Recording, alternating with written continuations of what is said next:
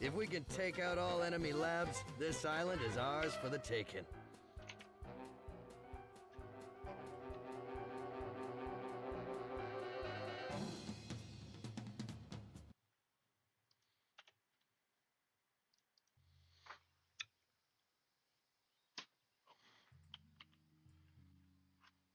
Hello, everyone. Taylor here, aka Henchwoman, and we are back for another week of games. We got our last Henchman matchup of the regular season, uh, and it looks like we got Commander XY versus Paulik. On Führer here, we do have our new updated UI in order for us to be able to see the resources and just general amount of creatures and everything that everyone is running here.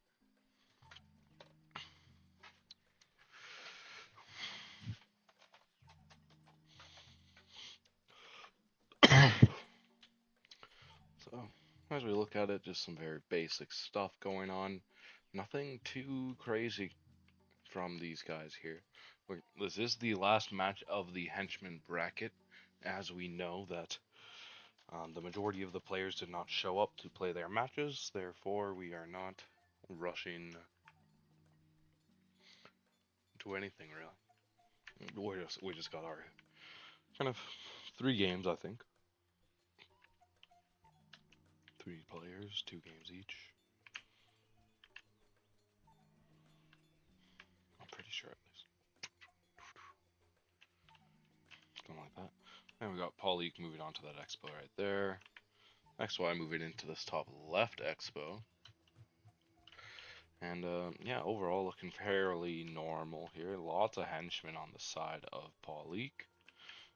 And XY just kind of chilling here, getting his lightning rods up here. Paulik opting into for that generator in the center there a little bit earlier. Not doing too much. We are going to be seeing XY with the level 2 first here. A little bit of a, he's got 1 hench more than Paulik. Paulik is floating quite a bit of coal here as he's building up a few more lightning rods at his lab. Not too bad of a strategy. XY is expanding out to a generator on the right here, moving his henchmen up to this left expo at the center.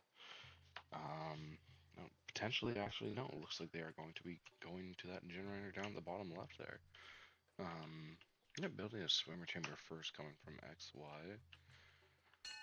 And Paulik just finishing off his level 2 here, getting his creature chambers in by this kind of expo that he's got set up. For some reason, he's got the workshop way over on the left there. A little bit inefficient on Paulik's side. But that is probably why we're seeing XY with such a big lead in terms of resources, as well as research at this point. You know, not much going on there. But, you always expect to see interesting stuff in the henchman bracket because you don't expect them to be as good as the upper level players. But that also opens up room for a lot of more interesting strategy as we see XY's creatures spotting the generator here, taking it out quick, slowly but surely. We got Paulik's creatures moving up. I mean,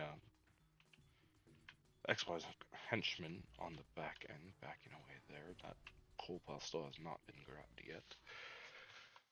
And yeah, just kind of XY taking over the top side of the map a little bit. Nothing too complicated. But actually is gonna lose this expo to a leak there for a second. Fairly interesting to see that he's able to just push him straight back off of those things. Oh, we got a bit of a scuffle going down here on the beach right outside of XY's lab, but XY's creatures just managed to severely outnumber Paulik's. It looks like we are going to be seeing, I believe that is the Piranha. No water. I believe that is the Piranha Praying Mantis, a beast of a creature with 11 damage there for a level 2. And low HP means they're quite spammable. Leap Attack, Pack Hunter, Frenzy. These guys are going to be getting a lot of damage off quite quickly. And it looks like we got...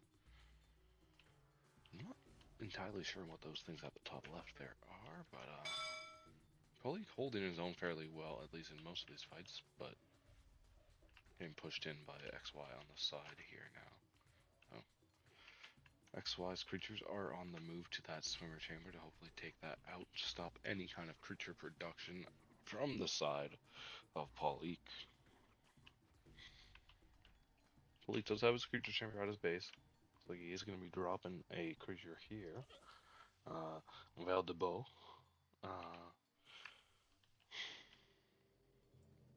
Yeah, don't think those. Oh, I mean, they are Sonic, so they actually might be good if he's got 4 out now, so he's got the Pack Hunter with the Sonic. Let's take a look at these creatures from XY here as well. We got 100 HP, so they're not going to die instantly to these Pack Hunter creatures, but we got some Sound Beam Towers going off from Paulik, so decent amount of defense getting built up, but unfortunately, because of kind of how the assault from Commander has been going, is going to kind of push him into that corner where he won't be able to get much done. Because he just won't have the resources to do it. Meanwhile, XY is just taking the rest of the map. And he's got his creatures on the move. Ready to kind of line out. They're all grouping up here. We got the piranhas just swimming around there. You got the big shrimp. Yeah, see, they are getting kind of damaged pretty heavily because of that Sonic and the Sound Beam Towers. It's hard to see what they're going to be doing, but we got... Looks like XY is building some flyer chambers, and we got a workshop getting built up by Paulik over in this bottom right here. The henchman on XY is kind of on the move. Got creatures coming out from Paulik. Advanced research getting built up on XY.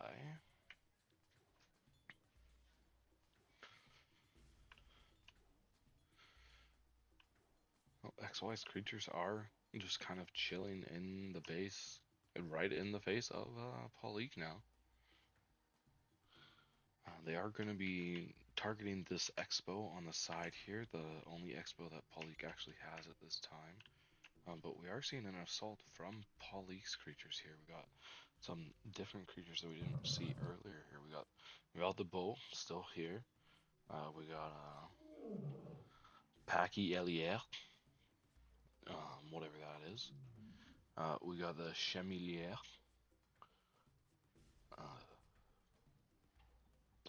Why is everything gonna be yeah, man? Come on. But yeah, so we got quite a bit of creatures actually on the assault here from Paulik, but none of them are really doing much damage. And now that we already got level 3 from XY, he's gonna use that lab defense to just keep himself going. And we got a level 3 from Paulik as well, just targeting the lab here directly. Pretty decent fight being put up from someone who was at such a deficit, but I mean, we just gotta look at those creature differences and the resource differences. XY is chilling at well over 2 grand in everything. 55 creatures, 18 henchmen. Probably we got 15 creatures, 6 of those are henchmen. We're slowly getting wiped out here. Meanwhile, we go over to your lab, and your lab is being licked to death. Gonna be pretty rough for Paulik here, and weirder things can happen, but I'm gonna say it's probably gonna go the way of XY if I were to guess here. Just solely based on the fact that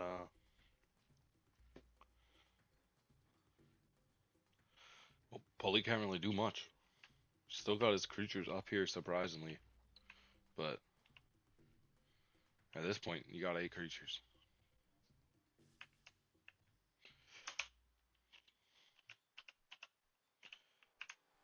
Level Commander's still going for level 4 research when he's currently blowing up his lab. That's gonna be game 1 going over the way of XY.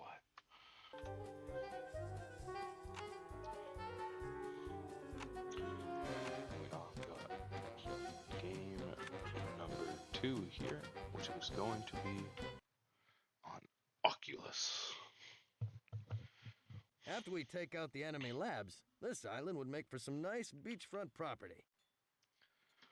Got our boy Paulik down in this bottom right, and XY in the top left there. After that last matchup, you just kind of see XY kind of had quite a bit of a lead in terms of resources. I want to see how Paulik will maybe approach this one a little bit differently. Maybe prioritize a little bit more on his resource gathering. Maybe work on oppressing some of XY's creatures. Maybe he'll build up more sound beam towers. Since he knows XY's got some fairly low HP creatures. So, but looks like XY is gonna be the first one. Gonna make a move over to an expo here. Just doing their thing, nothing too crazy.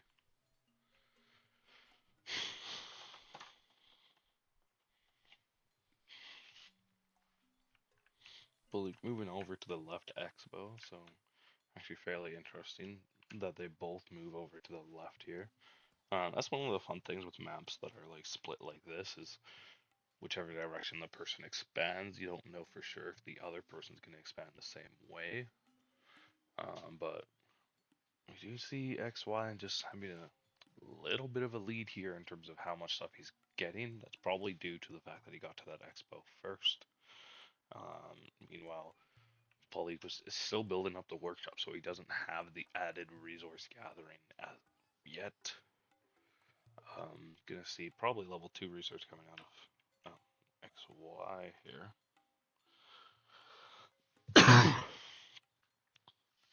Looks like XY is actually just focusing on building more and more henchmen here. And it's still yet to neither. Oh, Paulik actually gonna be the first one to grab that level 2 research.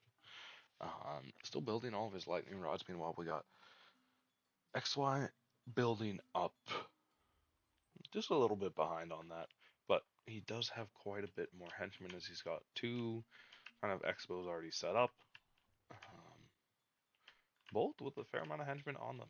So he's pretty much gathering coal, a lot of coal. So he might be going for maybe a high coal costing creature with a little electricity. But we'll kind of see how this plays out now that they're both putting down creature chambers and getting stuff out there. We got one creature coming in from Paulik already. We got the Zebra Lao, some kind of zebra mixed with the Hornbill. I don't know, I think. Decent damage, decent HP. Good herding creature. Solid creature for Scuffles. Gonna see if he backs that guy up with some ranged creatures. And XY still hasn't built a single creature. We're still sitting on his creature chambers. He's actually moving straight to level 3 before he even built a creature. He's starting to build a few now.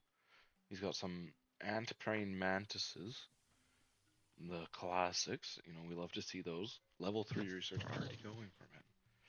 Interesting that he prioritizes level 3 before setting up any kind of, I guess, creature defense, but I mean, he's sending them onto this right assault, and they are going to only run into one creature, no soundbeam towers.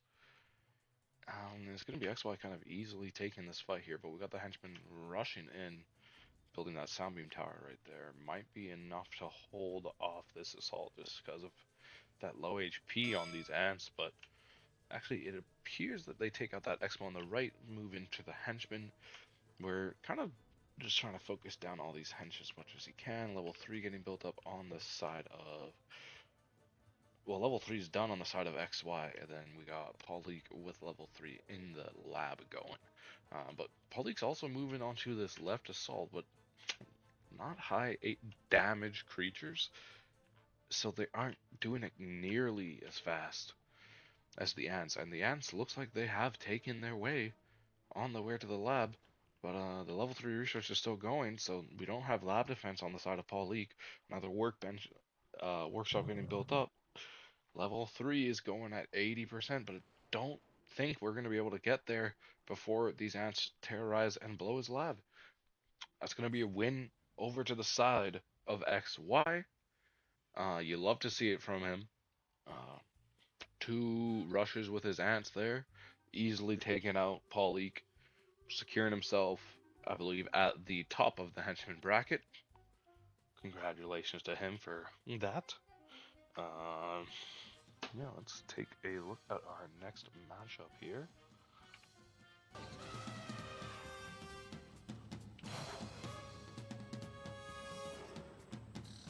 You'll love to see this. We're going to be taking a look at a match between Winning and Asterix. Asterix 33. Should be a fun match to see here over in the Rex Chance bracket. Yeah, so we'll see how that goes once we get back.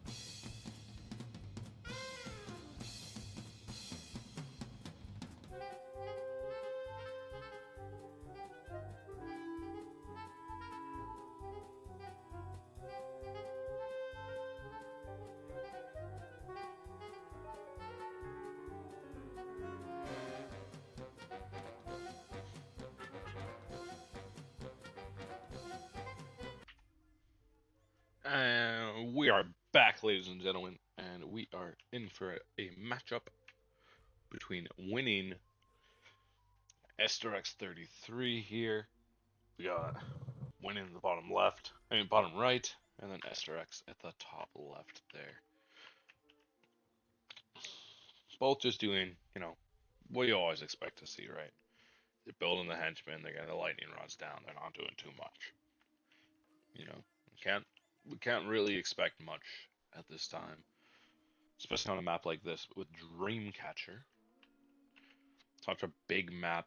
Don't expect to see a lot of early aggression, and if you do, well, it's kind of out of nowhere, really, because I don't expect much to happen. You got Asterix starting on a workshop before his opponent here winning. see how that plays out for him.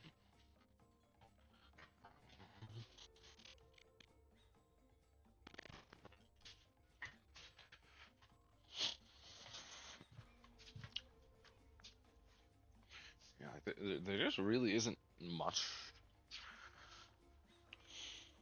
overly going on here because I mean, like, they're both only getting level 2 research now. I swear it's got that workshop up there. Workshop is being built from winning, but nothing too crazy.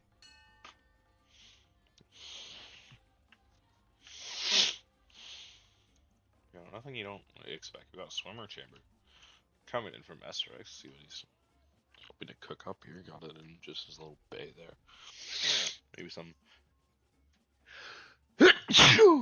amphib creatures to get stuff moving there. Got 2 generators getting built up by Esterex as well, but still behind on elect generation despite the fact that he's currently building not 1 but 2 generators.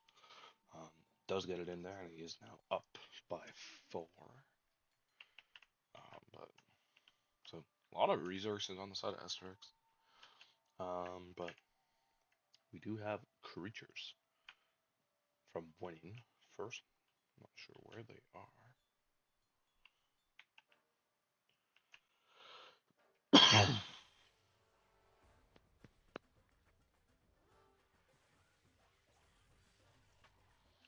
Oh, I got some scorpion cheetah creature looking thing. And a bit of a brawl in the middle of the map here, right on the middle of the Dreamcatcher over this generator. Interesting priority.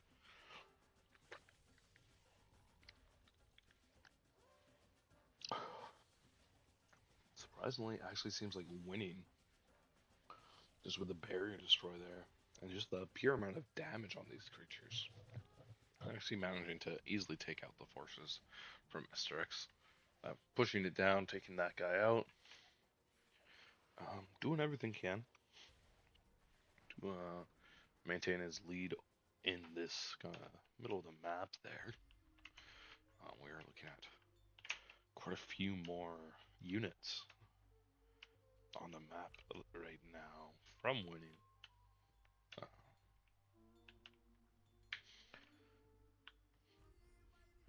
Spreading out now, making sure that SRX isn't building up any forces or kind of expos, just making sure that all the resources are going his own way when he's kind of playing fairly oppressive here. And he kind of can afford to do that right now. He's getting some range creatures to back up his high damaged melees. And it's like they're gonna run into some of Astrax creatures over at this other generator on the left here. Winning is already working on his level 3 research. Astrax is still building some more lightning rods. Quickly wiped out creature chamber there. It's all from the barrier destroy from that scorpion creature on the side of winning. It's like winning is looking to expand a fair bit in terms of he's got an expo going up now. Finally building that one over on the right, just next to his lab. Interesting enough, SRX appears to be building up an expo at the top right of the map here.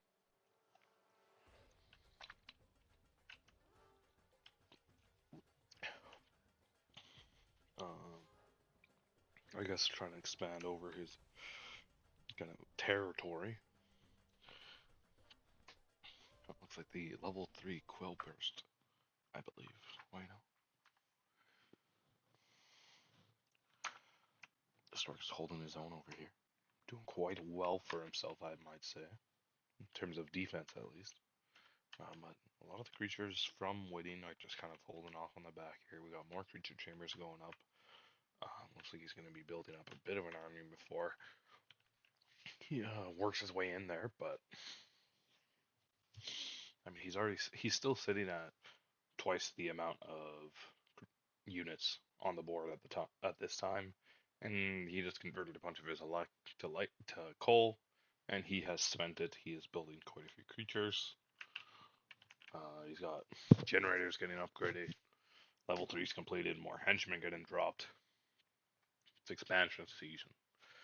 About to see a big push from winning here. We got the Hammerhead Bull classic creature coming in. And a research clinic getting built up by winning. Moving his hammerheads in. Not many creatures were kind of built from Asterix here, so I'm not entirely certain what the hope is, because he's kind of just getting overwhelmed here, like very quickly. Asterix building creatures as quick as he can, but creatures are taking forever to pop out there.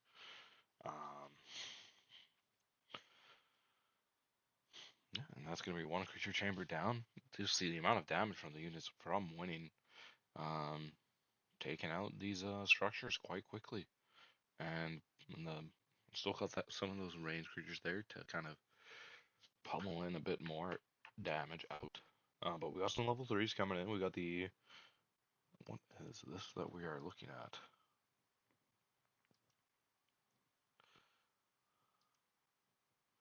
Oh, and looks like the lava has been blown by Asterix, and that is game 1 going over to the side of winning. Let us hop into the second match of this series and see how that played out.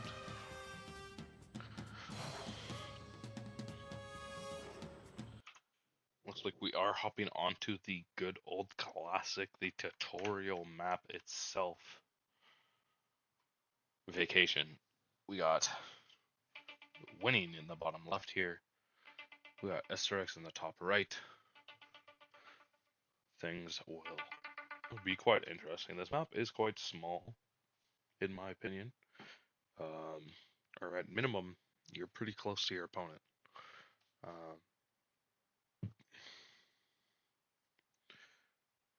It would appear,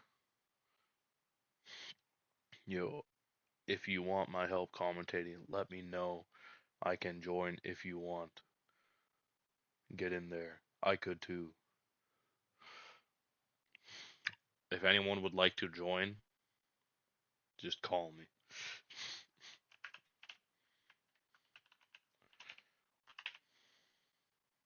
It looks like a bramble fence is going up.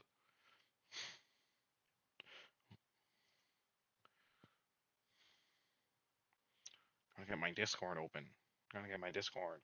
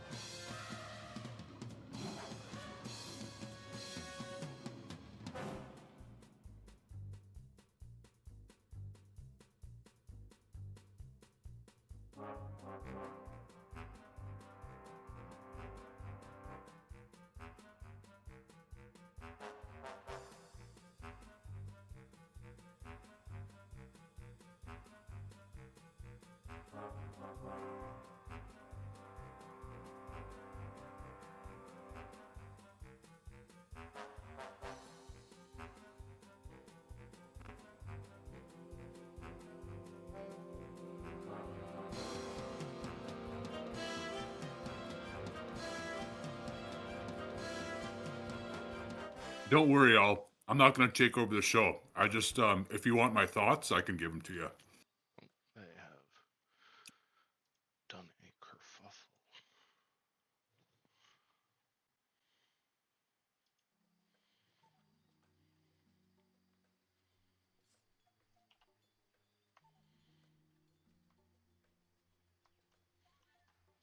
You like that great guy? Mm-mm. Alright, looks like got winning bottom left, SRX top right.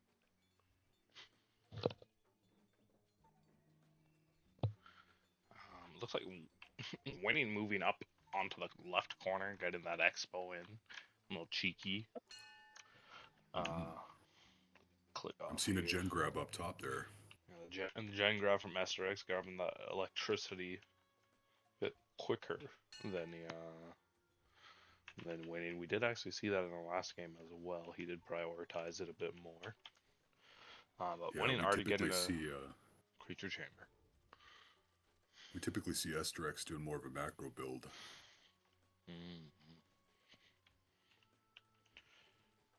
Bolt opting in to put bramble fences down. Is that due to the high likelihood of rushes because of the small size of this map? Right there. Yeah, we got the barrier destroyed. Doing exactly what it's called and destroying that barricade that he has set up there. Not doing much for him as we got the Gazelle Mantis Shrimp moving in to try and defend the lab on the side of Asterix, but Winning's creatures, just like they were in the last game, just way more damage with those pincers and everything, as they are mixed with that scorpion, you know. I don't believe he has the poison touch on there though. But just taking out all the lightning rods from Asterix, kind of making quick work of everything that Asterix had laid out for himself. But honestly, no real surprise given how this last match went. Winning kind of had more of the oppressive kind of creatures that were able to just win fights, and on a smaller map like Vacation, just means that it's going to be a quicker death for Asterix. So nothing really out of the ordinary here. Our next matchup, as that would mean that winning takes the lead to nothing. And it looks like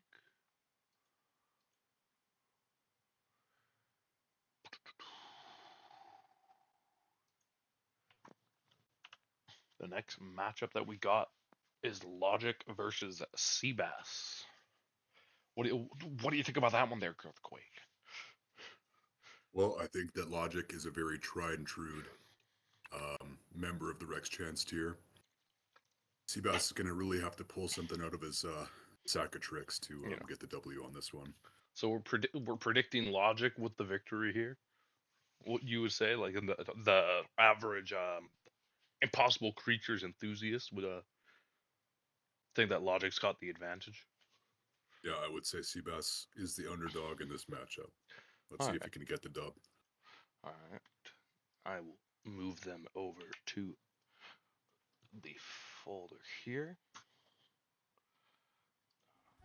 Okay, so that is like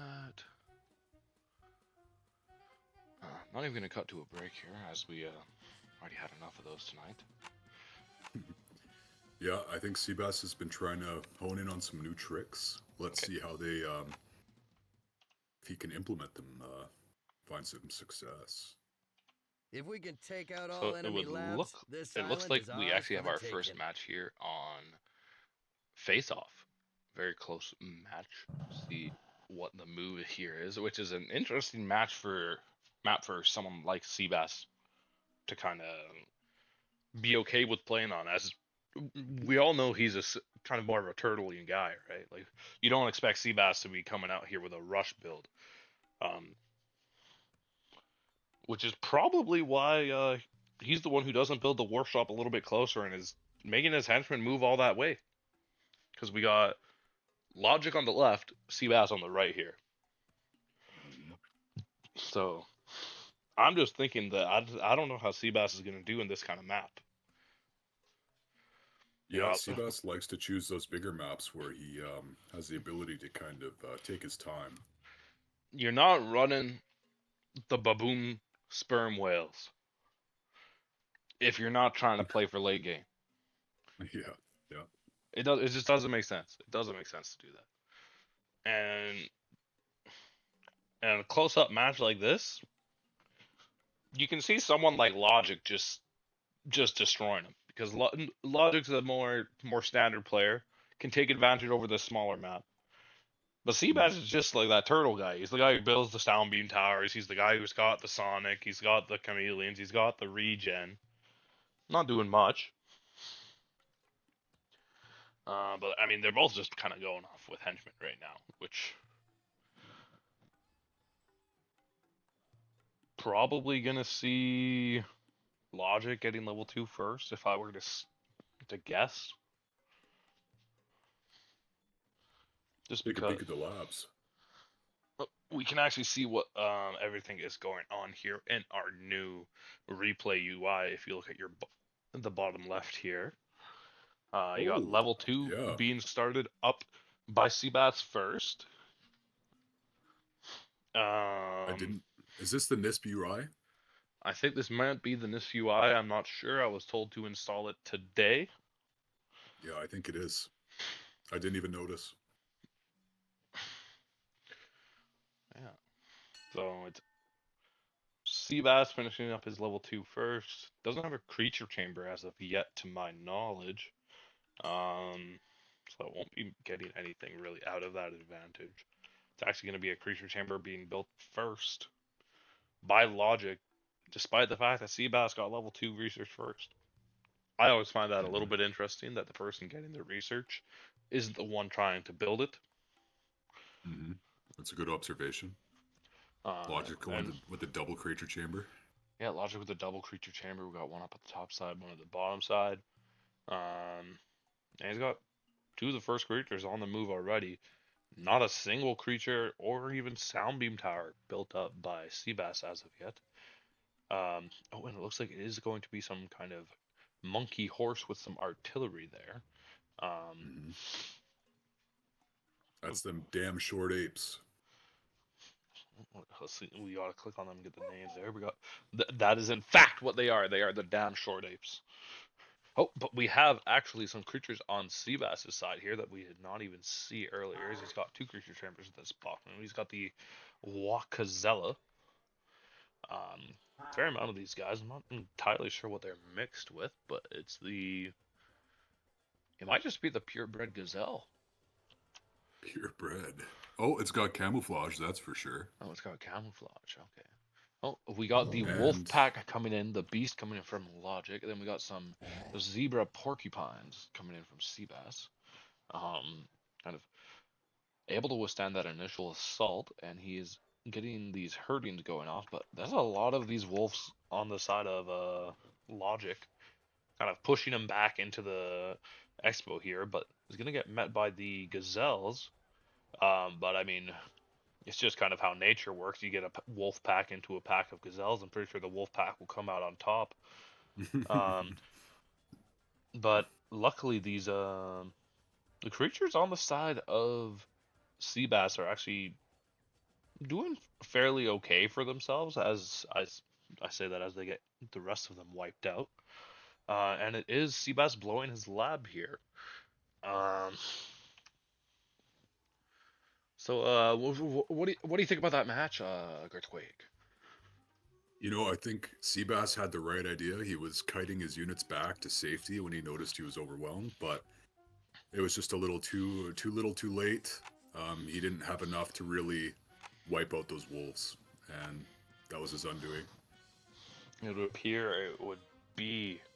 We'll move on to game 2. We are looking at a match on Soothing Oasis here. Let's see how this one plays out. After we take out the like enemy we got labs, Logic in the bottom left here, Seabass nice in the top beachfront right. property. See, this is more of what we expect to see from Seabass in terms of map selection, right? We're expecting this map that's going to take you quite some time to get from one side to the other.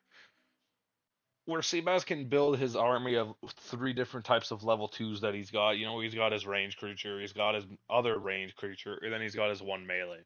He likes to build up these armies. They clump up. They're nice and good. They're strong units. You expect him to take the time to get there. But like on that map like Face Off, he's just not familiar with that playstyle. Yeah, I'm gonna have to agree with you on that one. Yeah. We got yeah. Like that's all there really is to say at this point.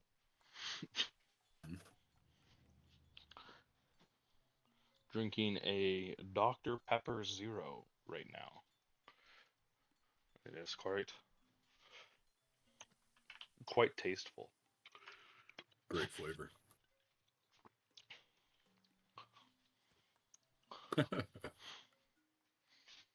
Papa Delta's children wouldn't eat a monkey horse. Monkey horse, I wouldn't eat that. PU from my 3-year-old. You know? I don't know Pretty if I would eat based, that. honestly. I don't know if I would eat that. It's not on its But that's like our own. That's like our own ancestors, you know. Cannibalism, low key.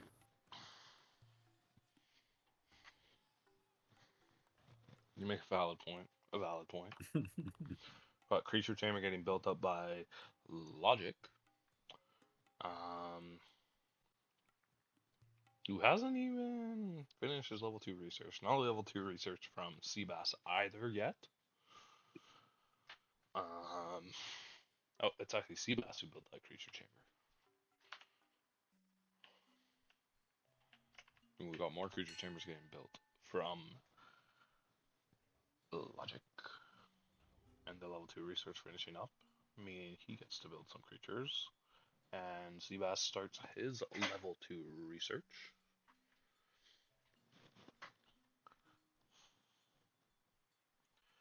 And it's going to be Logic pumping out the first creature here. What do we got? What do we got? I believe that is a Warthog.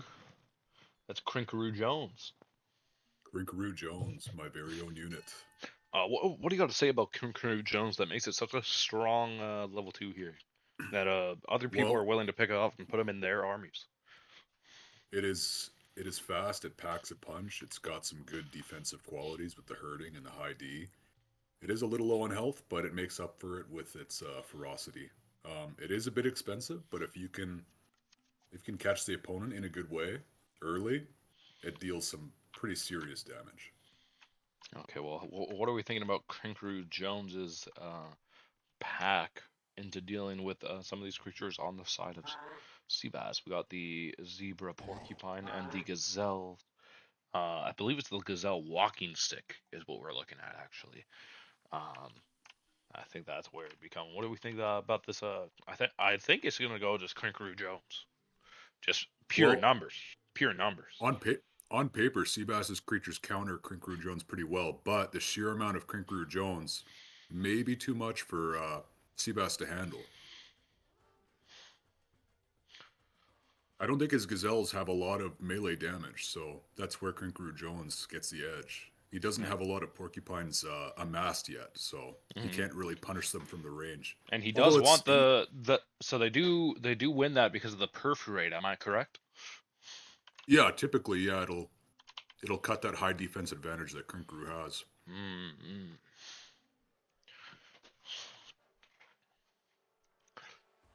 Yeah, see, they're chipping away pretty well at the Crinkaroos, but they are quite fast, so he's got to pull them back.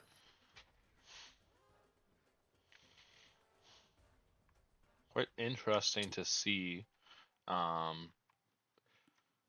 how they kind of just don't want to over push each way. They want to see who overextends and can collapse in on each other to kind of just get the advantage off. And they both want to use their kind of more damaged abilities with the charge attack and the leap attack from the gazelle. But Crinkaroo Jones is just getting torn to shreds by the zebra porcupines, just perforating them up. But it looks like we're actually seeing a cat eater. Yeah. Being built up. Yeah, it looks like Logic didn't apply quite enough pressure early with the Crinkaroo Jones. So So Seabass was able to amass those porcupines and pick them off before they could get close, basically. very interesting to see. Looks like Logic's switching over to Plan B with the Mass Can't Eater range. Very strong unit.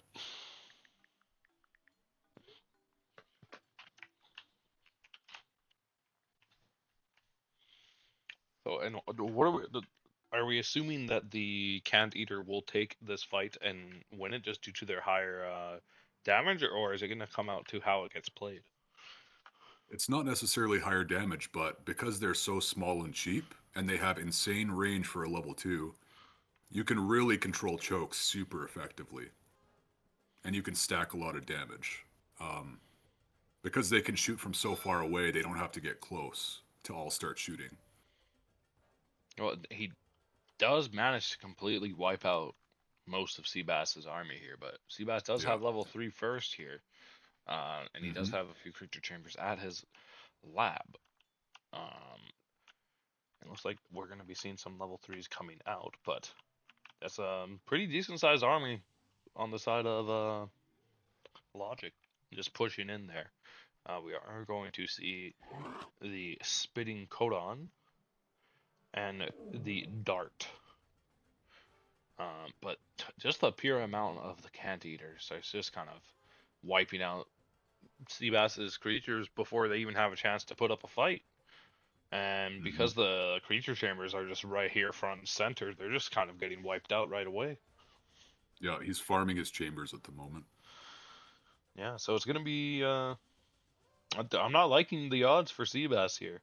I think he might get wiped right here and now. No, with no creature chamber, he's got the henchman going in for the fight. He's throwing hands.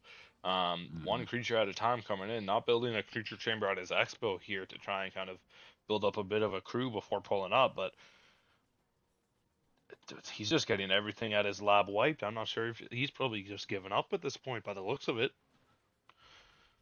Lab getting full on attacked here. We're gonna see if we see the lab defense go down, but looks like Logic is gonna start targeting the lightning rods here, knowing that there's really nothing Seabass can do here. He's on his lab. Take out the lightning rods. Seabass doesn't even have. I mean, Seabass has 1,500 a lightning elect right now, but I don't think he is gonna put anything down. But it looks like Logic is just deciding to go for that expo first. We do see a few creature chambers down here, but too little, too late on the side of Seabass, as not even gonna get to build creatures from those creature chambers before they get wiped out by the Kinkaroo Jones. Yeah, and this is why Logic is so dangerous at level 2. He really goes all in with his level 2s, and yeah, he can really catch you when you're going for level 3s. Yeah, and it looks like he managed to catch Seabass with his pants down here and just goes crazy with it. Yeah, so slowly bleeding out. Seabass building henchmen, deciding to not give up anything. A Girthquake unit and a gray unit. Now that's crazy. Is this true facts? Neither one of these Yes, creatures are actually Logic Crazy 12s. actually, I think Gray was one of the original guys to actually come up with the Can't Eater, and to my knowledge, yeah, I mean, at least in recent times, I'm the kind of the popularizer of the Kinkaroo Jones formula there. So it is a pretty nasty comp. I can see. All right, well, let's take a quick look here and see what our next matchup will be. By the looks of it, we will be looking at a match between Kiki and Black Tiger 3 Ooh, as we finish up our Rex Chance bracket for the evening. this Yeah, sounds like an intriguing match, I must say. yeah. So I will be right back after a short break here. Um, Okay, I will grab some water myself.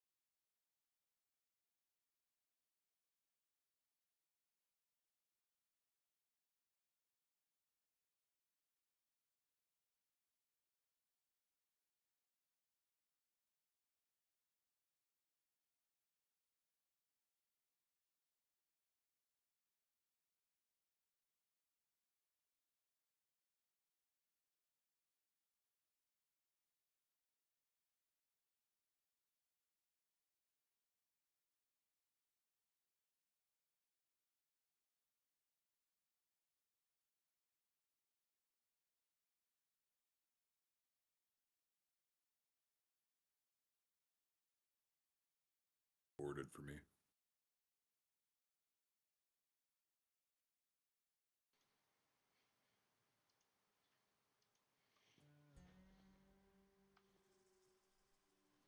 We need to take out all enemy labs. Let's get to Just it. like that, we are back, ladies and gentlemen. We're looking at yet another match in our Upton Julius bracket with Kiki versus Black Tiger 3. Girth, what can you tell me about these guys' playstyles and how it might clash in this coming match? Well, I do know that some say Kiki has some of the greatest micro in the community, and Black Tiger 3, he's a wild card. He's always trying new stuff, always trying crazy tactics. You just never know what he's going to hit you with. So I'm very intrigued. Very intrigued. So it's going to be a game of micro versus creativity, perhaps. And I'm not saying Kiki isn't creative, but yeah, no, he certainly is. But it's a bit of a staple of Black Tiger 3 to just be completely unpredictable. Yeah, never know what he's going to do. Always makes for an exciting match. Yeah, exactly.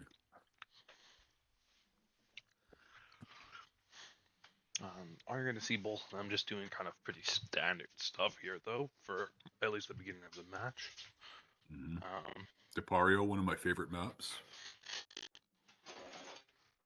I believe this is an LB Frank map, if I'm not mistaken.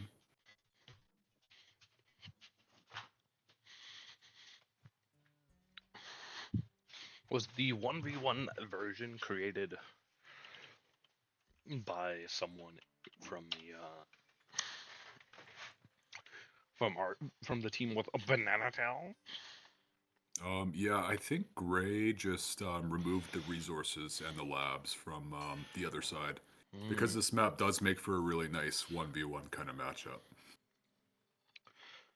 Yeah, and we do like to see a good 1v1, as it's probably the easiest way to tell how people are in terms of in a head-to-head skill, because it's just a strict head-to-head, right? Mm-hmm. This map is pretty symmetrical as far as gameplay goes.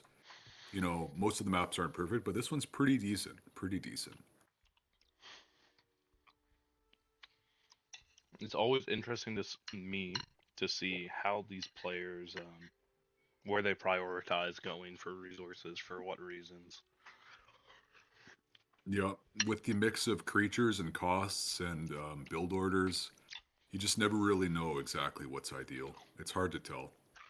We are going to see the Warthog Tarantulas getting built up here and move to that middle top expo.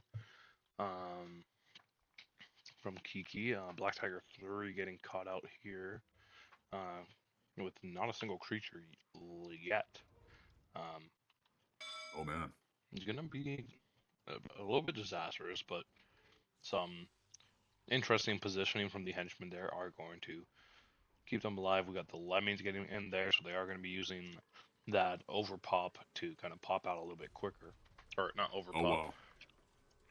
Yep, or overpop. is it overpop? Yeah, it is overpop. Yeah. Soundbeam with overpop, that's a very strong defensive position he's mounted right there.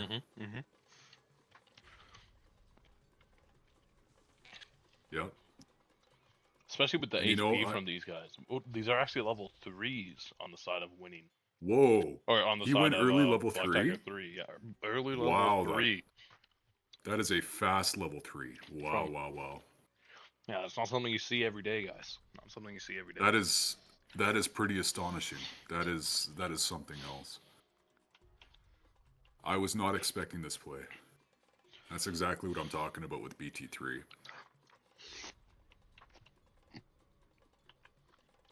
A sub 6 minute level 3. That is crazy. Crazy indeed. And it looks like Kiki is catching up with the research here, but looks like some of the damage might be done as Black Tiger 3 moves into the upper portion of Kiki's base. Yeah, Black Tiger 3 did not spend a dime on level 2s. He just went straight for level 3s and took out a lot of Kiki's resources there with his creatures. Oh, and it looks like he's actually going to be targeting the henchmen at Kiki's lab here, trying to get something down, but Kiki's instantly rushing into a Soundbeam Tower. The rest of his creatures pulling up here. We got the Hammerhead Kangaroo Mm-hmm. pulling up on the defensive side here as well. So good defense from Kiki. Yep.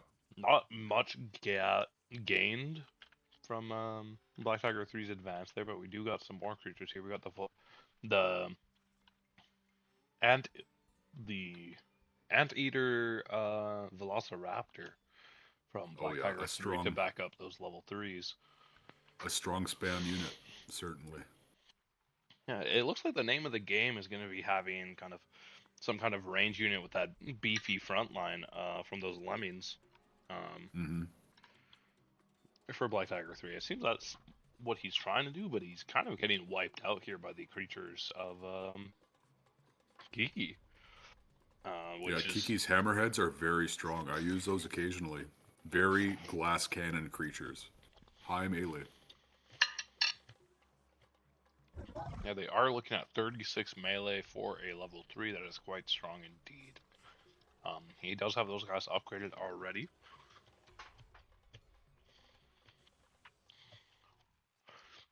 But Black Tiger 3 fends them off. Yeah, you do not want to send those lemmings into those hammerheads. That is not an ideal matchup for BT3. Most definitely not. They just don't have the damage to match with that. And realistically, they don't have the defense either. They just have the HP. But the HP is only good if you're going to have something there able to damage it.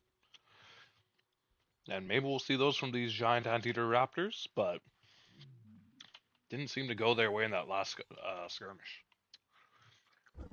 We are going to see the grizzly bear dolphin making an appearance as well. Mm-hmm. An intriguing unit. I like seeing dolphins. They're not as common as you'd think, you know. Not many people opting in for that lower level Sonic with the dolphin compared to, say, the Velvet Worm. And there's absolutely shredded through Black Tiger 3's forces. Yeah. And it actually appears that there was actually more of a fight going on at the lab of Black Tiger 3 with a level 3 loner charge attack with Barrier Destroy going up against the Nut. Oh, look at this proxy chamber by Kiki. That's sneaky. That's sneaky, but it is countered fairly. It was pretty close from the loner of Black Tiger 3, but looks like Kiki's just on the move in here and is kind of asserting his dominance. Yeah, with Kiki the has sheer amount of amassed creatures such here. a force. Yeah, wow. Yeah, and you barely even have that loner still as Black Tiger 3. You're not feeling happy about your current situation. No. Yeah, you're losing your creature chambers, you're losing your expos, and you're now pushed into the absolute brink of a corner. And you have not a single creature there to protect you. You're popping out one of your loners, but you already see the amount of numbers here. This guy's going to get popped. Might even destroy the creature chamber before it comes out. It looks like Kiki has just too much momentum to be stifled at this point.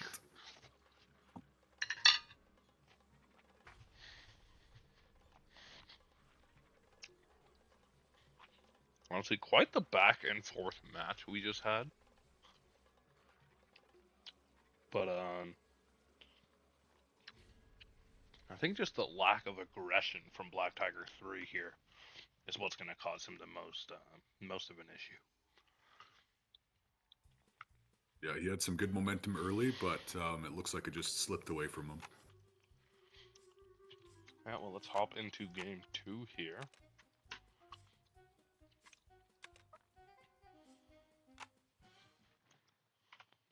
How do you pronounce the name of this map here, Griswick? If we can take out all let me enemy see here, it's labs, loading. this island is ours for the taking. I think it would be Cenote. Cenote.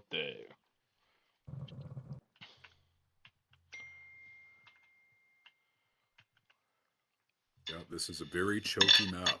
Yes, indeed. Choky indeed.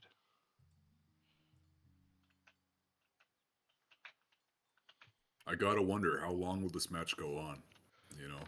You know, you gotta think maybe Black Tiger 3 is hoping to do a rush in this match. Because you kind of or is it Black Tiger 1 that you expect to rush? Well, I know that both the Black Tigers are pretty famous for their rushes, that's for sure. So who knows? Hmm. Certainly not me. Yeah, well, bulking their henchmen up pretty quick here. Um, yeah, nothing really going on. They both kind of keeping pace with each other. Yep, just pretty standard start here. Kiki a little bit ahead on the lightning. Roz there, just by a smidge, but kind of not changing too much in terms of how either one of them is gonna come into it. Generator getting put up first on the side of Kiki, second on the side of Black Tiger 3.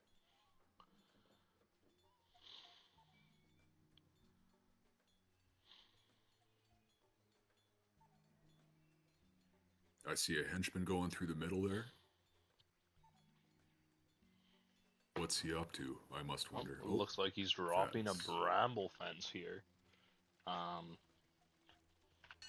Either trying to slow down, oh, yeah, and getting a kind of second layer of bramble there. You don't see that too often, but it essentially just gives yourself that extra bit of time with the double-sized barrier. Wow, going with the swimmer chamber. Amphib on Sinote. Interesting. Yeah, the amphib start. We got a level 1, actually. Camouflage sonar pulse getting this guy. Oh, he's going with a scout, I see. Yeah. Yeah. And then we got the Catarad shark as well. Ooh. Okay.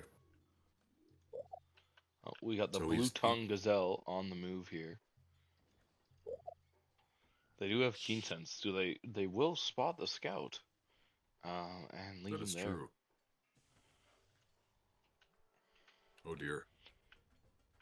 It looks like the sheer might of the blue tongue gazelle might be a little bit But troublesome. the electric burst getting a fair bit of damage down onto Ooh. that is going to take a few of them out actually. And then we got the Catarad shark actually getting a bit of damage as well.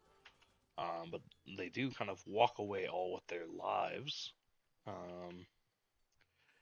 And still no real full response on the side of Black Tiger 3 as these blue tongue gazelles move in. But we got the electric camel doing a bit of work there, but all these hens built up this sound beam tower, but they're now trying to repair it. Kind of one-man army in the sound beam tower. Yeah, we are seeing Kiki dancing around with his micro. He does not want to partake in Black Tiger's antics. Yeah, and it would appear that he's kind of pushing them back pretty effectively. Not allowing for really anything here. They are going to start targeting this sound beam tower. Black Tiger 3 sending all of his henchmen left at the lab to try and repair this, keep it alive, and they do manage to hold it off with one sound beam tower and a few camels sacrifices. Oof. That electric burst is nasty, especially Yeah, against those glassy gazelles. yeah. Oh, looks like he is moving in. Oh, we do hit the electric burst. Only hits a 1, unfortunately. And we have more of these Catarad sharks getting built up. Might be trying to force him into the choke up here in order to kind of use these artilleries. Hello. Oh, one of Kiki's henchmen just chilling there. It looks like Kiki's fast units are not allowing Black Tiger's artillery to really get a good effect on him. Yeah, it seems like they're kind of dodging most of the damage here, but they are going to be sitting just within range to start taking some hits.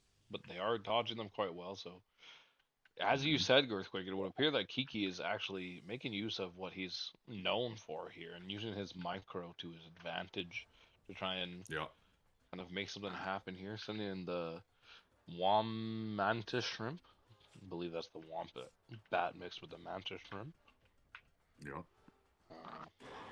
And looks like we have Black Tiger 3 actually taking back his side of the island a little bit here as the generator was taken by Kiki earlier in this match, and he is sending them over to this right side as well. We got a bunch of these wombats kind of coming in from the side here, looking for a bit of an assault on resources.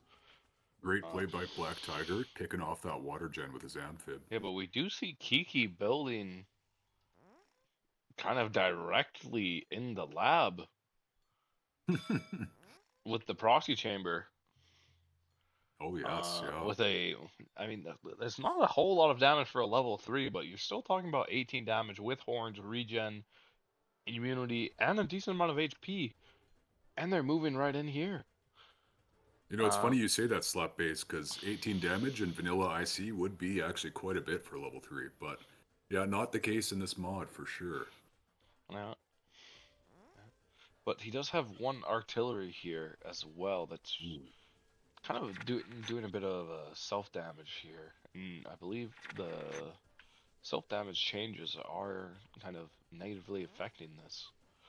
But Kiki is also running immunity regen, which is pretty resilient to his own artillery.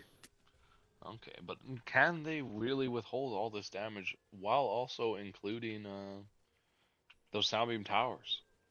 Because that is a nasty proxy chamber attack by Kiki. Yeah, it looks like Black Tiger 3's entire lab is kind of just falling here. Like he's getting his lab workshopped. That's when you know you are cooked, when you see your opponent building a workshop right next to your lab. You can't be thinking you still got this when they're stealing from your own backyard. Will the resources Black Tiger has gathered in the center and the edges of the map be enough to counter this? I don't think it matters, because I think he's just getting torn to shreds at his lab. Wow, look at the lab's health going down.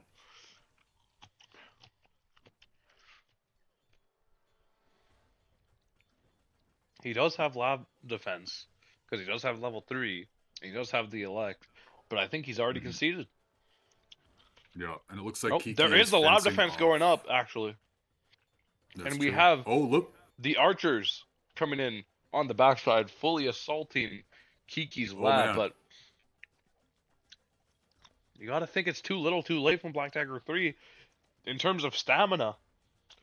He's not going to be able to withstand his own lab being attacked while starting the assault late. He's definitely going to have to clear out Kiki's units if he has any chance of making a comeback here. Yeah, with Kiki's lab defense going up, though, but Kiki actually doesn't have that much elect to kind of withhold this.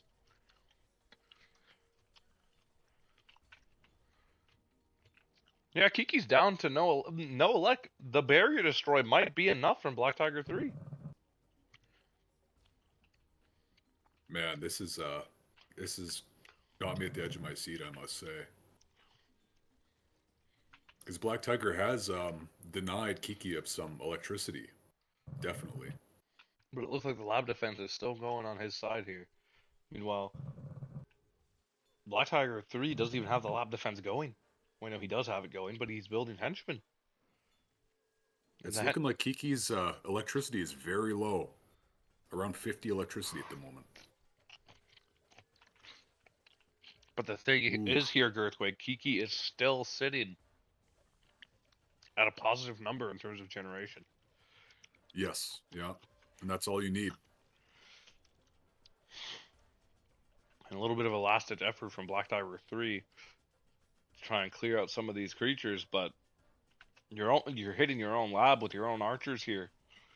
Yeah, it still does some damage through the lab defense. That is going to be Black Tiger 3's lab falling.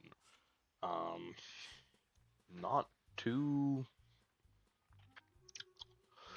surprising given how that match was kind of leading up at that time, but looks like our next match up here is going to be Gray versus Black Tiger 1. What do we think of this matchup here, Earthquake? Oh man, yeah, this is going to be competitive. I anticipate two powerhouses in the Julius bracket. Gray is undefeated to my knowledge, I think. And is Black Tiger 1? I think he's undefeated, right? Does he have a loss? let me take a look here and see what we have to say. So we got in the Upton bracket, we got Gray with a win, Gray with a win, Gray with a win, Black Tiger 1. Black Tiger 1 actually did lose a match to Kiki. Oh, he lost a series to Kiki? Yes, he did in fact falter. Okay, okay. In week 2 of matches here. Oh, But regardless, my statement stands. yeah, well, let's just hop straight into it here. And looks like our first match is going to be a Depario 1v1.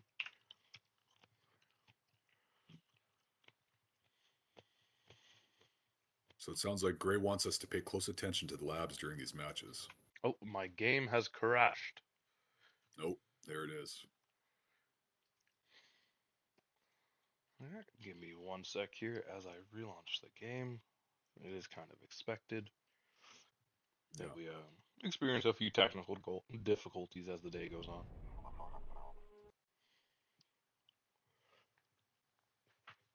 But we've had quite some interesting matches tonight. Nice to see the henchman bracket kind of round out with XY there at the top. Mm-hmm. And a few matches left to be played in the Rex Chance and the Upton Julius bracket. One more week before we take our little bit of a break, while allowing for any people who missed a game yet to kind of get back in there and get it going. Nice. Before moving on to our playoffs, my game is being a nuisance. Yeah, it took my computer hostage earlier. Wouldn't let me do a thing.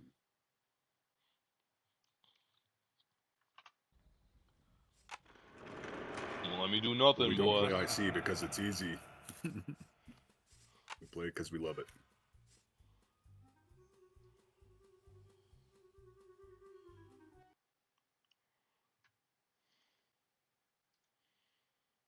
Done building. I will refill my water.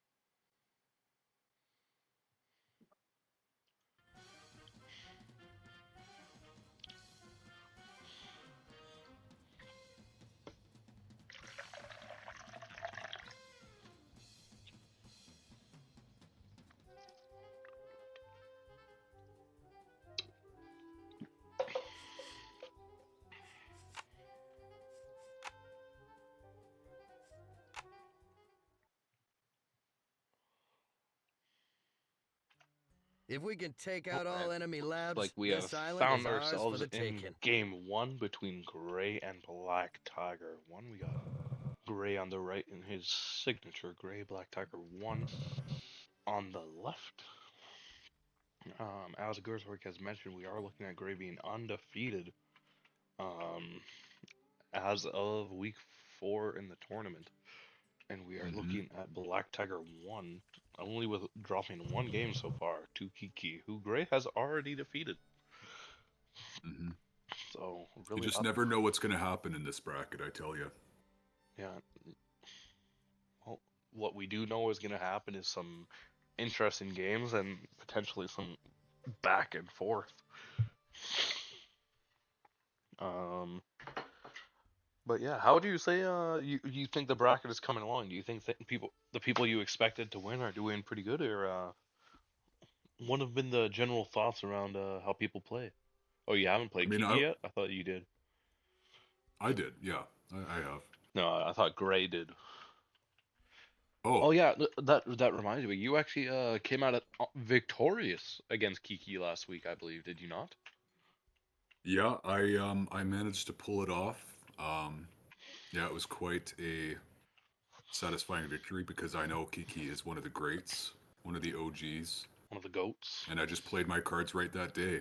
Um, Well, you yeah, love to I'm see very upset. excited. So you would consider that an upset then, in your personal view?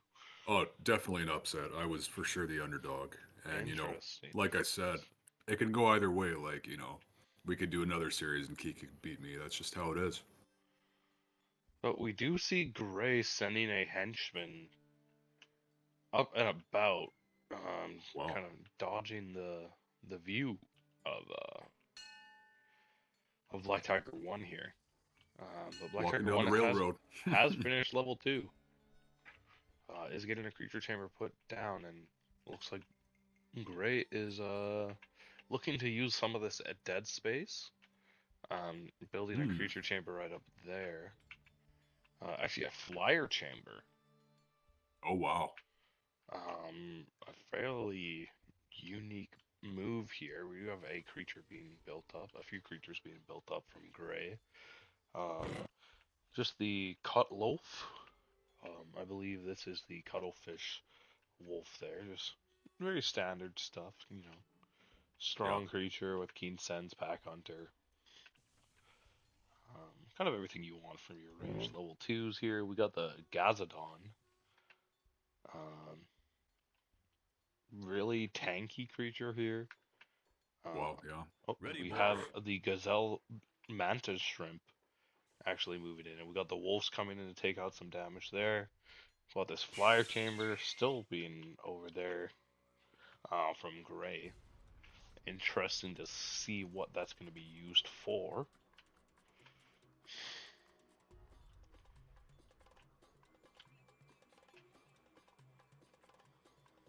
Very unusual strategies from Gray. You don't often see this stuff from him Now, you don't with really that flyer see chamber.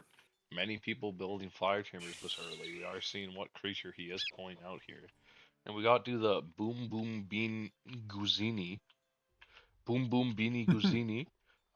It's going to be a ranged flyer. Do you know anything about this creature here, Earthquake?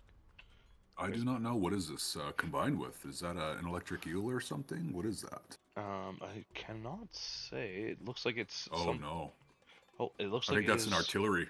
It is going to be some kind of rock artillery. I'm not sure what Ooh, the flyer with artillery is named, but it is taking out most of the henchmen here. But it does have 7 damage, which is fairly high for a level 2 flyer. that is With the an range as well. absolutely, Oh, but we do got absolutely. a attack coming in on the side here from Black Tiger 1, pushing into the lab with his Archerfish Gazelles, as well as a few more creatures, but is kind of held off by Gray's kind of push there. And then we got Boom Boom Beanie Guzini on the move here, trying to target some of these henchmen here. They're building a anti-air tower at this time. Going to see if he micros them into place to take that guy down.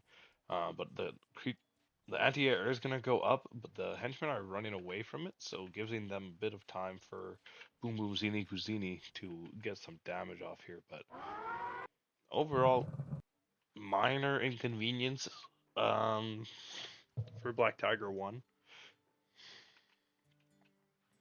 I will say that nuked a lot of Black Tiger One's henchmen on his That main co-pile there. it definitely did. It definitely did that, and you can't. I mean, just look at the henchman difference here. We're looking at 20 henchmen on the side of Gray to 8 henchmen on the side of Black Tiger 1.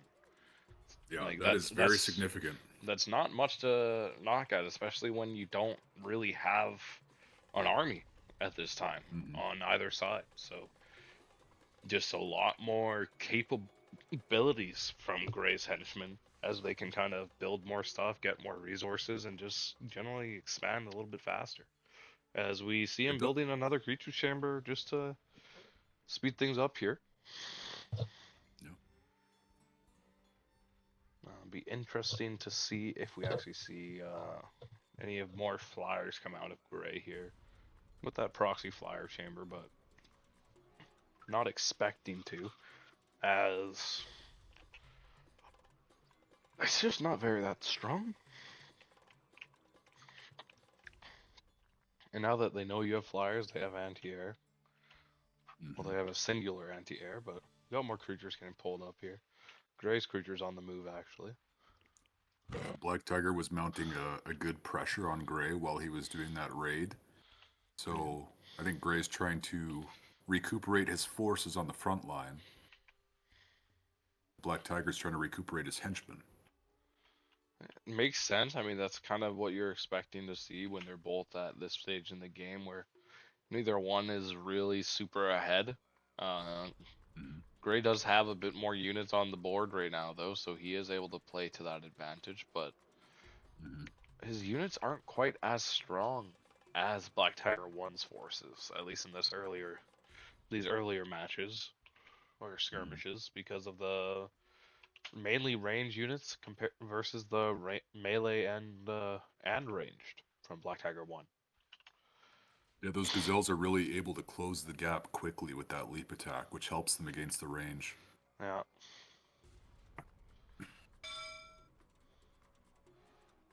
And we've got those frontline tanks from Black Tiger tanking those spam range units. Yeah, we are gonna see the bramble fence to block off the rear entrance from Gray, which is ironic considering he's the one who went for the back door earlier in the game, but Yeah. also used flyers, so that wouldn't help in that instance either. Um, yeah, it kind of looks like good just movement from Black Tiger One, not letting Gray's creatures kind of free hit and making the most of their time and HP. Um, Mm-hmm. kind of zoning them out without even actually taking out many creatures. I think they might have only taken out one or two there. But just because of the movement here, neither side really losing numbers, but gaining positioning from Black Tiger One. Are those level 3 deflect on Gray's side there? Oh, we got some new guys here. I believe we are. We got the Gazantis Shrimp. I don't think that's what that is. No. We got the Shield Bug. No, that's That's an all I can really tell ostrich. you. Shield Bug Ostrich. Yeah. Wow, look at that. A 228 power deflect unit. Deflect with 20 damage is quite oppressive. Yeah, and it's definitely no slouch in the EHP department either. Wow. Yeah. High stats across the board. And what do you need is Black Tiger 1 here to be able to do something about that? Would you need something like the Porcupine Camels? Or some kind of perforator horn creatures? Yeah, honestly, I think against these deflect units, your best bet is maybe melee, high melee. Okay, okay. But the Oh, but deflect it is looks in a like pretty strong state. the Bombardier Beetles are making a move here. I believe that's the Bombardier Ooh. Beetle Lioness. Gray's taking advantage of his immunity with those poison artillery. The hench haters are going crazy. And in fact, taking out the henchmen. Oh, Defile Land coming out here from Gray. Oof. You Oh, don't see defile land from Gray very often. it looks like the match is just gonna go there. And Wow. it would appear that Gray has just come out on top. Yeah, very unexpected plays from Gray in that one, I must say. Not what you expect to see from someone in this Upton Julius bracket. You don't really expect them to be playing differently than usual. And succeeding to such a degree. Yeah, well, we are hopping into another After match we here. We take are out the hopping enemy into labs, this island will make for Walheim. some nice beachfront property. I believe this is a map of Gray's own design. Uh, Yes. and can you give me a little bit of insight in terms of how this map is kind of meant to be played and what it's supposed to be done, and like how the Well, I'll tell layout you. goes for players. Well, I'll tell you one thing. Gray is very adept at playing this map. I tell you, I've been stuck in a purgatory of just playing against Gray exclusively for many matches, and this map is especially punishing against him. He knows it very well. He knows how to control the lanes very well, because you're essentially just using half of this map right now. So you got Hmm. the main two lanes, and yeah, it's really just about applying pressure and trying to hold the middle while not getting raided. Interesting. And if you lose middle, you can alternate to that outside beach area as well and try to launch a flank attack or I've go through the seen a middle and do lot the of same. people who aim for the rushes go through the beach here. And it's just Yeah. interesting for me to see. I normally see on this map here, the person on the top is typically the one more on the defensive, and they end up going towards this expo first rather than going towards this left kind of expo on the beach. Usually you see that Hmm. coming out from the people on the bottom here. We do have Black Tiger 1 down here, so we do know those Black Tigers like to do a bit of rushing. Hmm. Yeah, typically, people who are more defensive tend to go towards the middle. There's a bit more density of resources, but the left side you have a one extra coal pile, and it's usually more open. So I think that's why the BTs have been kind of trying to slip through that beach side. What we do see, it is Gray building the creature chamber and sending creatures in first here, as well as taking the middle of the map expo, and being a little bit more on the aggressive side. Ooh, Um, we are seeing his Gray's individual creatures are actually Marty, the Pack Hunter Frenzy Barrier Destroy level 2. Um, that thing is just sounding a little outrageous, honestly. But they are yeah, getting matched these. up pretty quickly by this Sound Beam Tower, so it doesn't look like it's going to be that difficult for Black Tiger 1 to hold off their assault there. And is it going to be a generator getting built up? But they do have the Pack Hunter now, as he has regrouped with enough of creatures. But they are moving in from the side here, hopefully going to target the. Oh, we actually are moving even further to the side than before, and we are looking to flank the actual lab of Black Tiger 1 with these creatures here. And no such assaults from Black Tiger 1, but he is mainly playing defense here. He is sending his creatures up there just to hold that defense, and we have Black Tiger 1's lab under the assault of Gray's Pack Hunter creatures here, who are Wow. just going to kind of make a move and run away here, just that extra move speed they got. Um, is going to slow down the generation of coal. Oh, and quite Oh, a big bit time. more creatures being built up by Gray here as they kind of all regroup, and we have some ranged creatures mixed in there as well, so they are going to be fighting on kind of equal fronts here. Still Yeah. only the one sound beam tower at this kind of expo. With those range units, he is going to target it and take it down quickly. Not much in the terms of defense from Black Tiger 1 here. Just kind of hard pushing from Gray. Really being oppressive here, backing off a little bit. Doesn't want to fall to, I believe that was some kind of Sonic.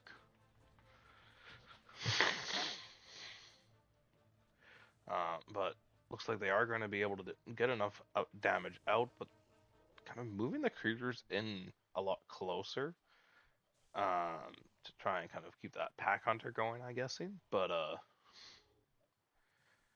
not working out the best for him as the creatures on the side of Black Tiger 1 are getting a decent amount of damage out, but I think just the sheer amount of reinforcements coming out from Gray are just gonna keep him repressed here. Gonna take out the last bit of henchmen. They are going onto the creature chamber now. And Black Tiger 1 is actually just completely on the back foot here, chilling in this bottom left corner. And he has blown his lab.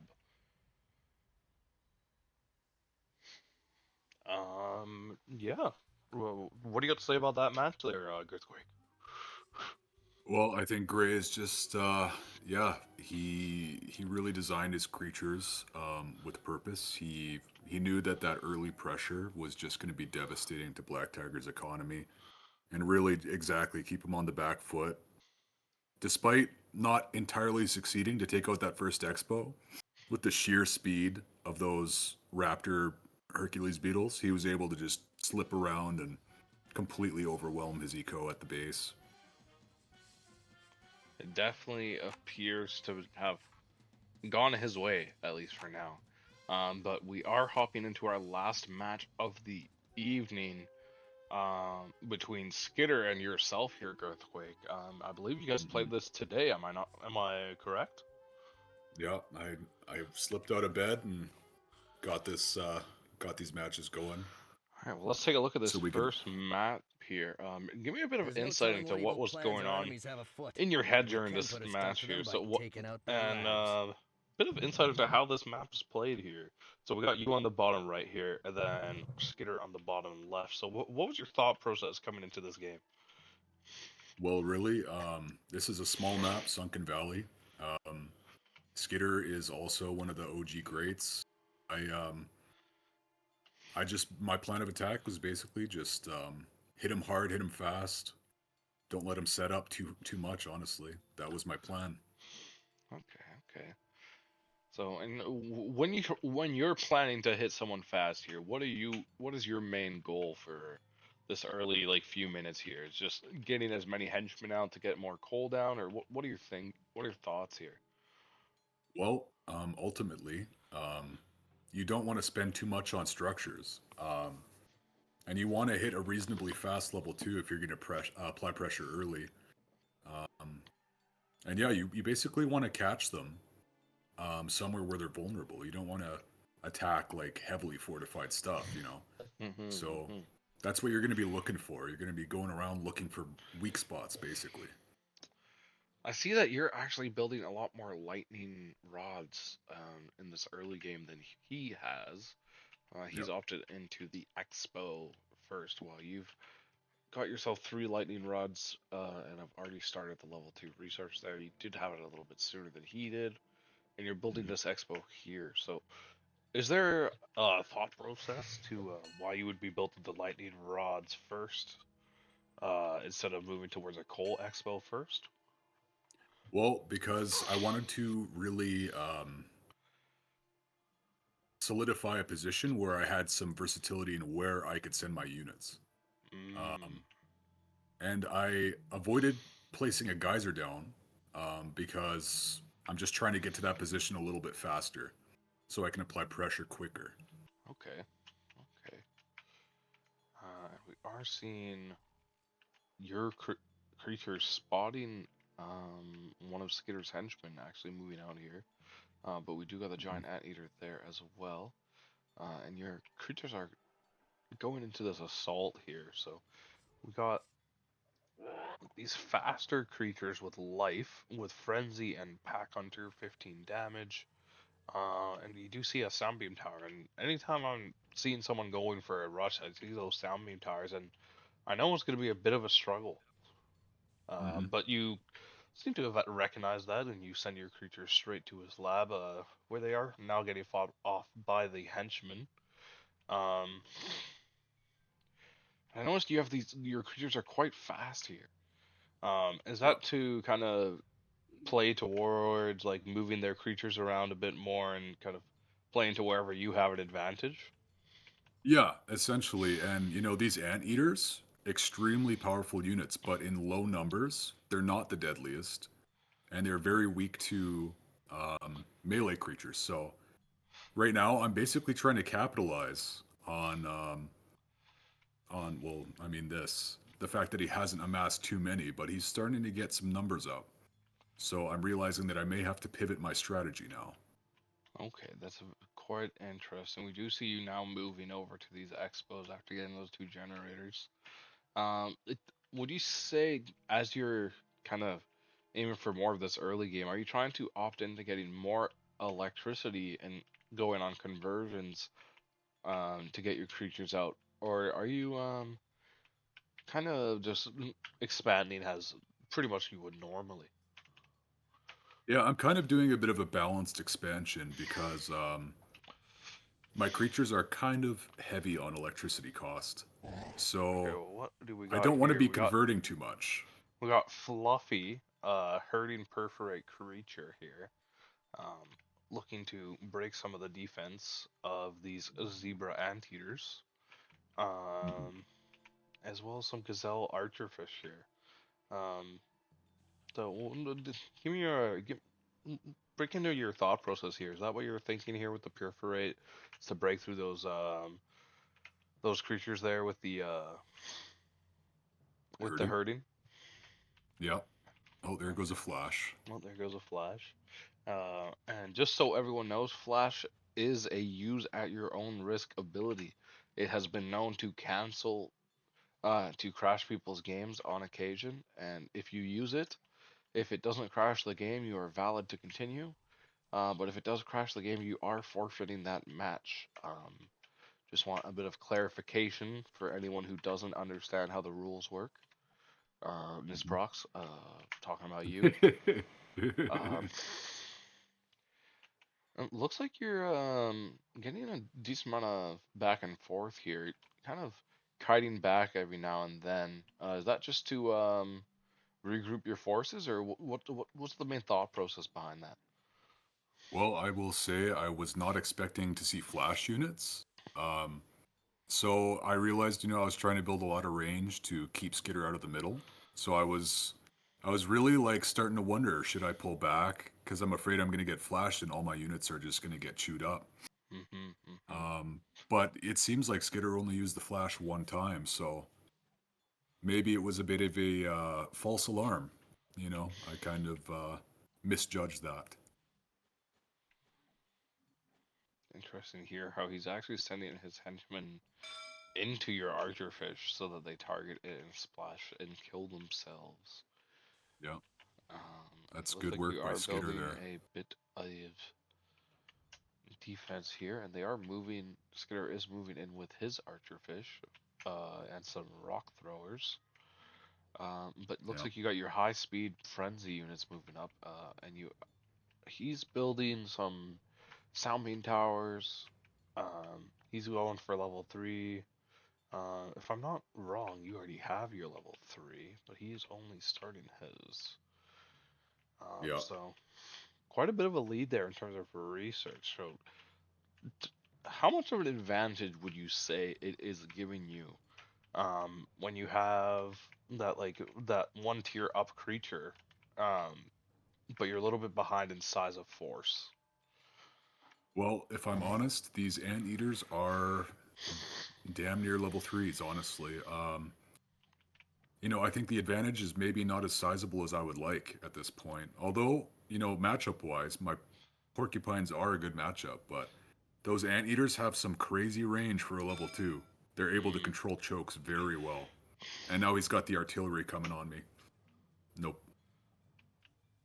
Oh yeah, he does got those artillery units going in. The dodo bird, um, mixed with the lammergere.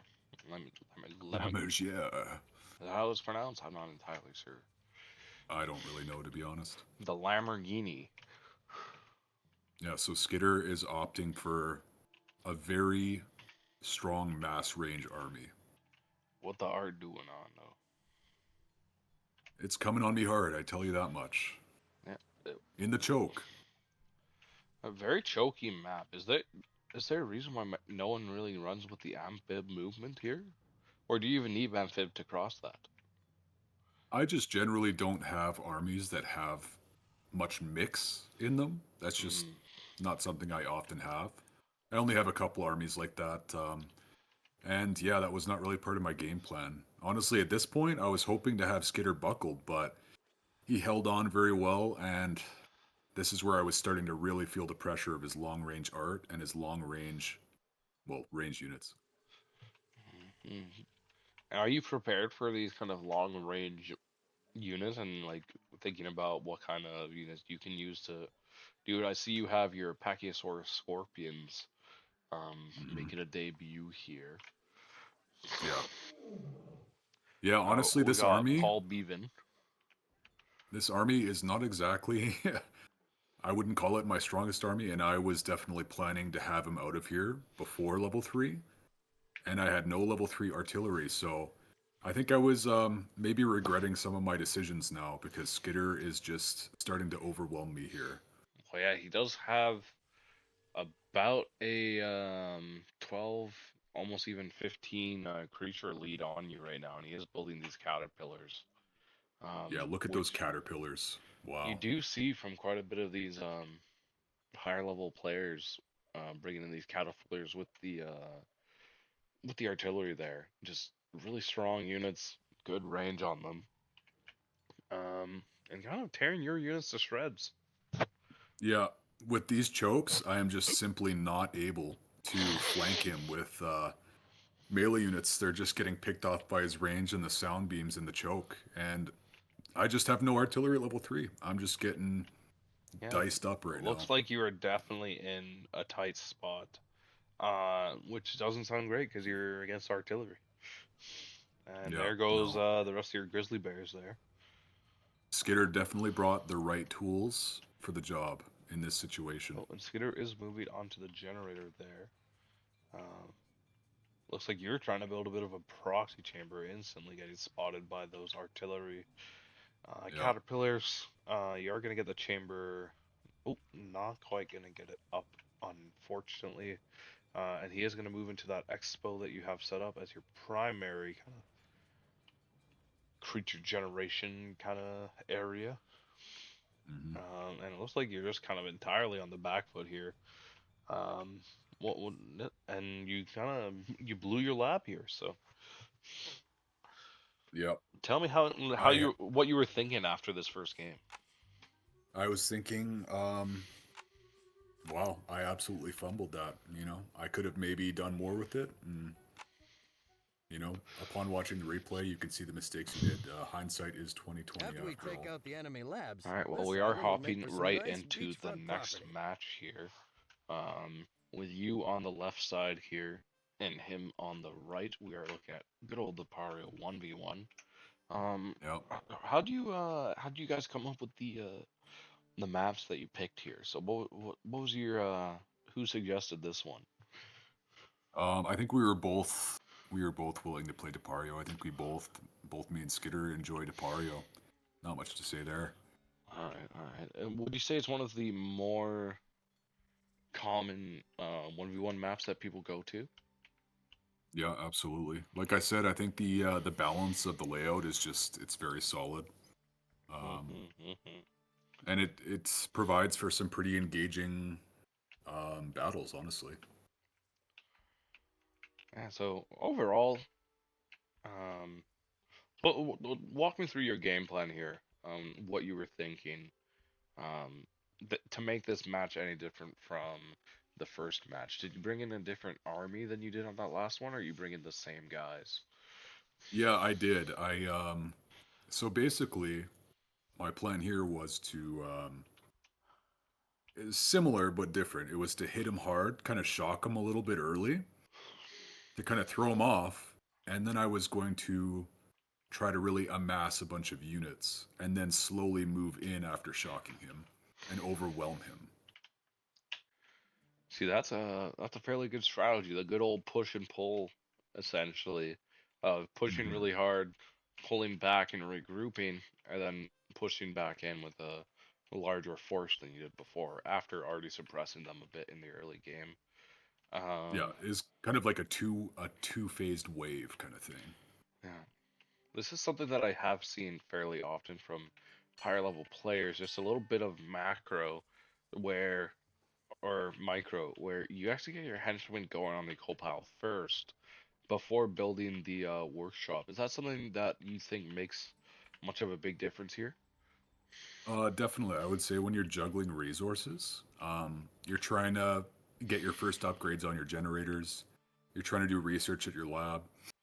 Sometimes you're pretty tight, and when you get to certain areas, you don't quite have the money for a workshop yet. So you make use of that time by starting to gather coal. And, by the time you have money for a workshop, you already have full satchels of coal. So you build that workshop, you immediately deposit that coal, and you're just a tiny bit ahead at that point. All right, all right. Well, it looks like you got the cone nip pincer on the move here. What's the game plan with this unit here? So you got the frenzy, you got the leap attack, and you got the immunity, and you got a Hmm. decent amount of damage there as well as quite the fast unit. To Yeah. so is your main goal here just to take out a few henchmen? Pretty much just to scout out what he's doing and to try to hit him where he's vulnerable a little bit and Mm-hmm. throw him Mm-hmm. off. throw him off his rhythm. And is this you hoping to play off the speed of the creature there in order to get a Yes, little bit more damage off? that's right. Cause a little bit more of a commotion here. And what are you thinking as you see his electric eels and range units? What are you thinking that's going to change how you kind of build out your start here? I see that you are building, I believe that's the Canned Eater, Yep. uh, Yeah. the classic Right. unit there. Right now, I'm thinking this is looking pretty good. He's got kind of spammy units, but I have the ultimate spam unit at the moment. The ultimate spam unit it is being called. We got more creature chambers getting built up. He does have a bit of a numbers advantage on you, but just by how it looks. Hmm. But we'll see how it plays out here. The electric creatures do always look like they're doing a lot more. I mean, they are doing a fair amount of damage onto you and kind of taking you down a fair bit. Um, it's also hard to see a little slithery snakes, a little slithery snake. I will say I was very scared. Skitter brought some decent artillery units and some pretty resilient, high armored armadillos. It looks like.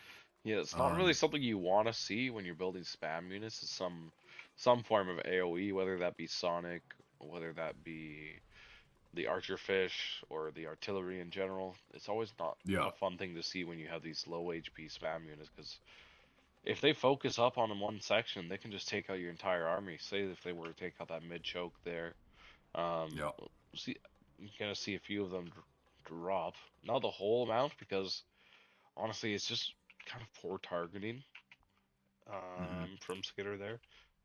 I had Might have such been an able to take array, out.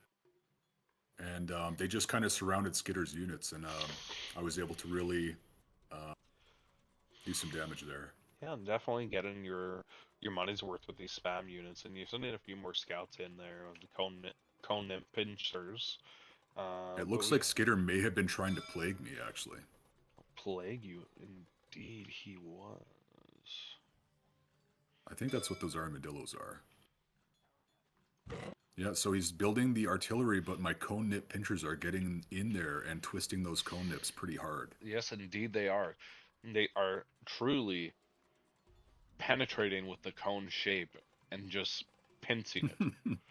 Yeah. But it seems that your cat eaters were actually blocking the way here from the assault of your cone and pincers, and they're going to be getting smacked by some of these bubbles. And then we got more artillery coming in from the level threes with I believe that's the lioness chimp. Um, Hmm. I believe it is a variation, but I believe that's actually the Lucy Willing creature, is it not? Or is that an Upton Uh, Julius creature? I think that would be the Upton Julius. I don't recall exactly, but that sounds familiar. Yeah, one of these stock units, I believe. It might be Valicula Pet, actually. I feel like it Things could were be looking a Valika. little things were looking a little sketchy for me here, to be honest. Hmm. Skitter was Oh, able to looks like amass some. you are pulling out the Hammerhead Kangaroos, though. Let's see Yep, what kind of yes, name you indeed. gave these guys. We got the Hammeroo, no name. A little disappointing from you here, Girthquake, not gonna lie. You got Josephine pulling up here. You got the. Is that Yeah, the. I just kind of like the ring of Hamaroo. I was like, this one's just nice. I don't Is mind this it. the Gecko Lioness that I'm seeing? Yeah, this is the Salamander Linus. Oh, Yes, Salamander. Salamander. my old pal Josephine. Quite the expensive unit there. Yeah, Costing 249. But I mean, if you get a mass of them, it can be quite useful as you do have the Pack Hunter and the Regen. and those With Hamaroos doing some heavy damage. yes, indeed they are. But you do got the Grizzly Bear Porcupines. Just getting torn to shreds by them with the leap attack, and the lab is being blown by Skitter. And it looks like we are moving on to game three. How about you feeling coming after this win in this match here, Earthquake? Oh, I was very satisfied. I mean, Skitter is an extremely hard opponent to crack, and I had managed to pull it off. I was hopeful for the third game. There's no telling what evil We plans are our enemies have approaching afoot. game And we 3 can put a between stop to them by yourself taking out their on the labs. bottom here and Skitter at the top. I believe this is your first match in the tournament on Fervor here. What's your thoughts on this map and how it kind of seems to be playing out in terms of just how the map gets spread out from player to player? What are your Well, thoughts? personally, I am not. It's not that I think this map is bad, but I am not the biggest fan of this map. I don't play out on it a lot, and I am not necessarily the best at it. And I was intimidated because Skitter is notoriously good on this map. But I thought maybe I could pull off some magic here. Well, this is game 3, so everything was on the line here. This is looking like match point for both sides. You're both kind of doing your standard stuff off the start here. Is there much reason for a deviation from the basic putting 3 henchmen on that lightning rod and then spent building more henchmen out of the lab? Is there any reason why you would go for something else? The only thing I could really think of is a zero elec rush, but at the same time, you're not going to be able to hit level 2 very fast without a couple lightning rods down first. Mm. You could build them further down the path and build your creature chamber close to your enemy's lab, but that is a pretty all or nothing strategy, typically. Yeah, we do see um, oftentimes people who go for that early proxy chamber get kind of shoved in the face um, Mm-hmm. with their own decision as they spend all their resources on this early aggression and it doesn't pay off for them. You are going to be a little bit behind in terms of henchmen. Doesn't have any creatures yet here, but you did get your level 2 research out quite early there. But he is still going to be the first one to build creatures because you have yet to build a creature chamber. Oh no, you have one here at this middle expo. You are now building a creature. It looks like we are sending. What do we got here? We got me needles. How would you pronounce your creature's name here, Girthquake?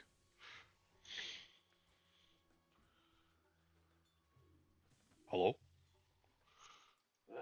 Well, it appears we have lost our co-host for the time being. But me needless pawing at your sack. Going in for a little bit of damage there. Got those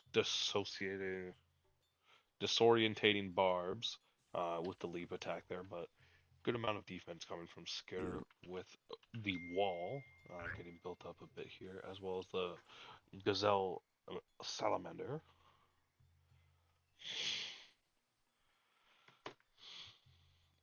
And yeah, a bit of an army getting built up here by Earthquake. He's building up his resources on both sides here. We got the generator getting built up. We got a research clinic getting built fairly early by Skitter here. He has yet to build level 3, so I'm not sure what he's prioritizing with it. And I believe he's building it up at this top left expo. Overall, fairly kind of good push here on Earthquake's side here.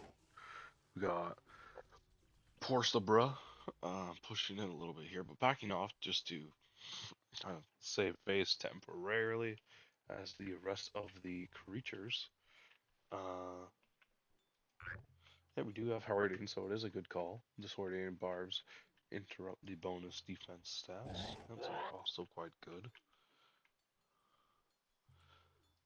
And we do see a genetic amplifier getting built up by that middle generator here from Girthquake. Girthquake having equal amount of henchmen to Skitter, with level 2 being there from him, but not quite as many creatures.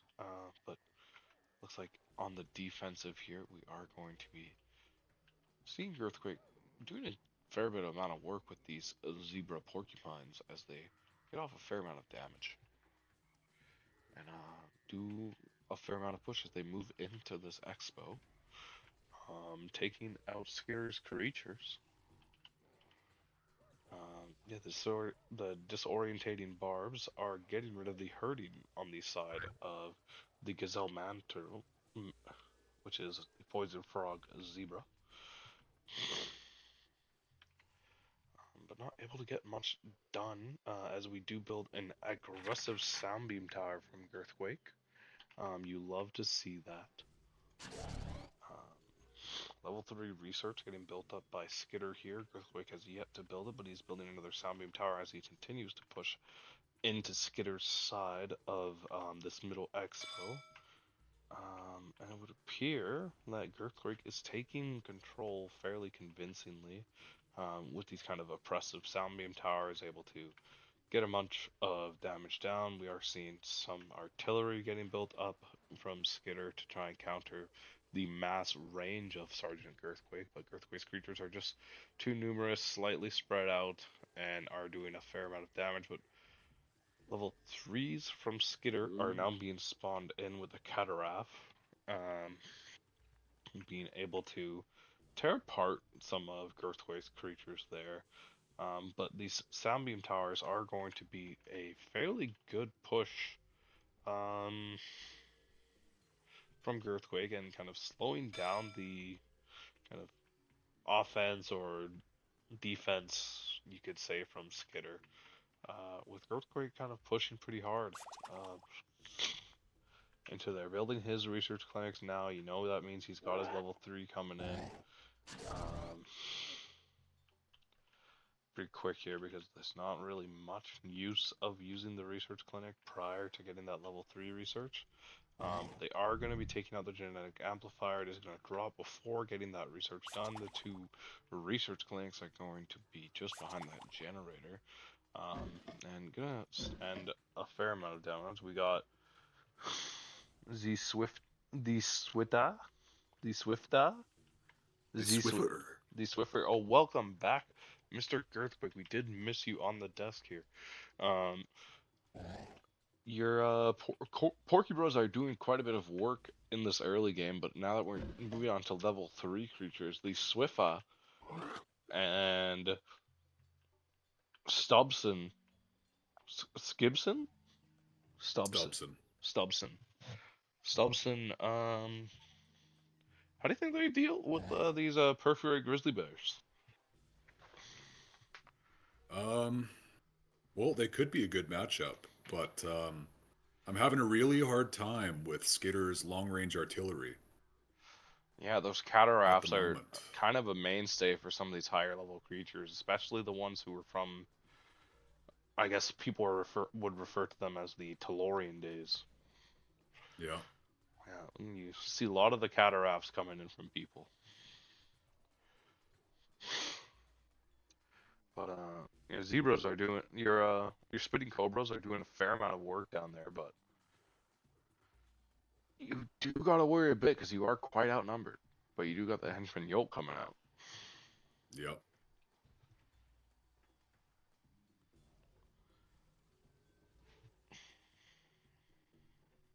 I had realized a little too late that I forgot about the cliff gens, which Skitter has actually captured before me. Oh yes, And are seeing that he has even taken the one at your lab. yeah, I think this was really pivotal in helping him change the flow of the Oh, battle. he's actually even building a creature chamber up here. Um, to potentially look to build probably some range creatures to kind of drop by your base, or to just have up here and take out your henchmen. That's actually mine. Oh, that's your creature chamber? Yeah.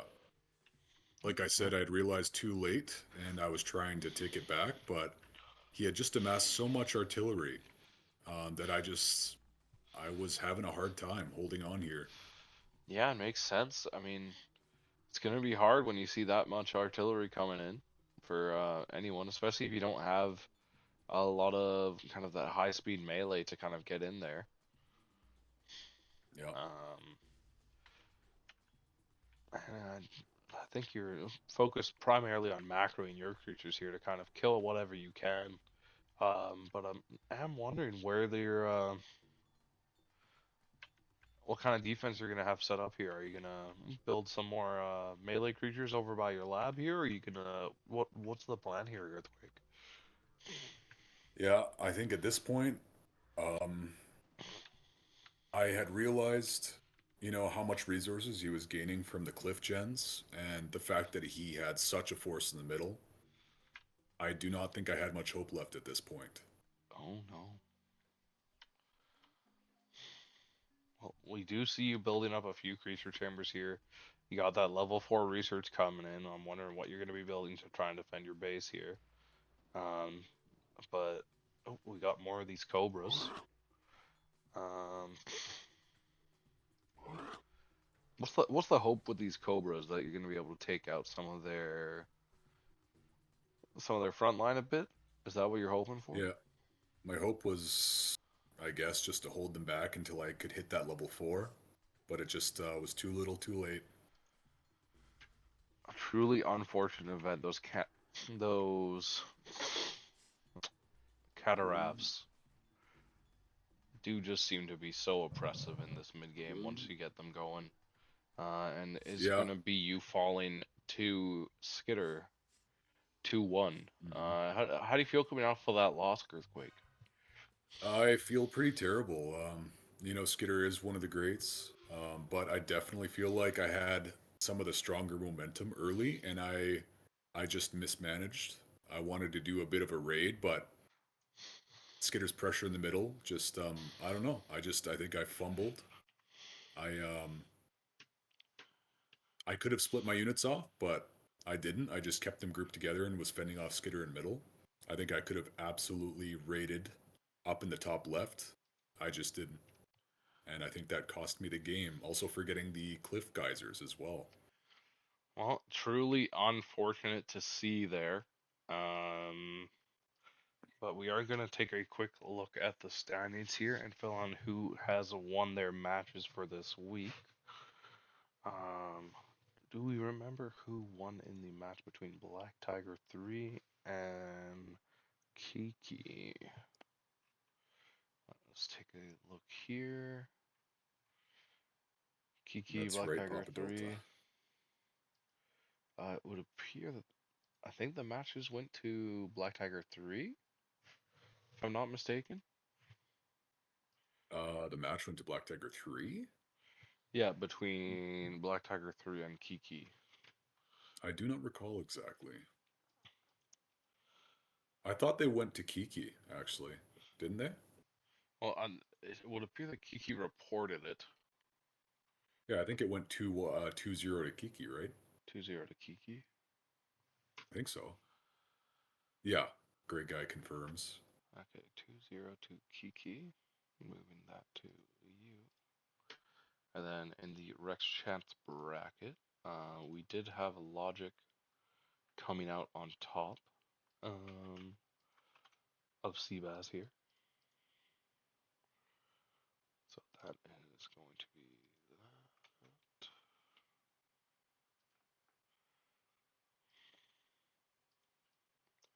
that. And then I believe it was winning over Esterax as well.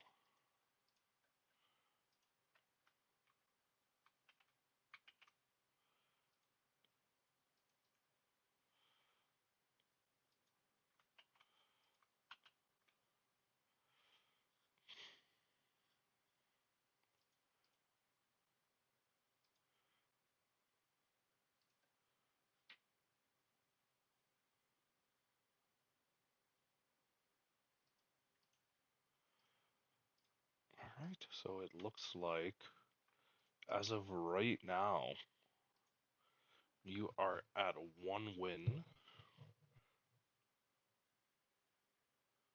And you are, I believe you're tied for last with Skitter here, Earthquake. How do you feel about that? It is what it is. The competition's extremely tough. The fact that Um, I can pull off anything, I'm fairly content with that. But gonna keep trying, see if I can get more victories. it's interesting to see that you actually managed to take out Kiki, who took out Skitter. Yeah, it's all about rock paper scissors. Sometimes it's all about you know.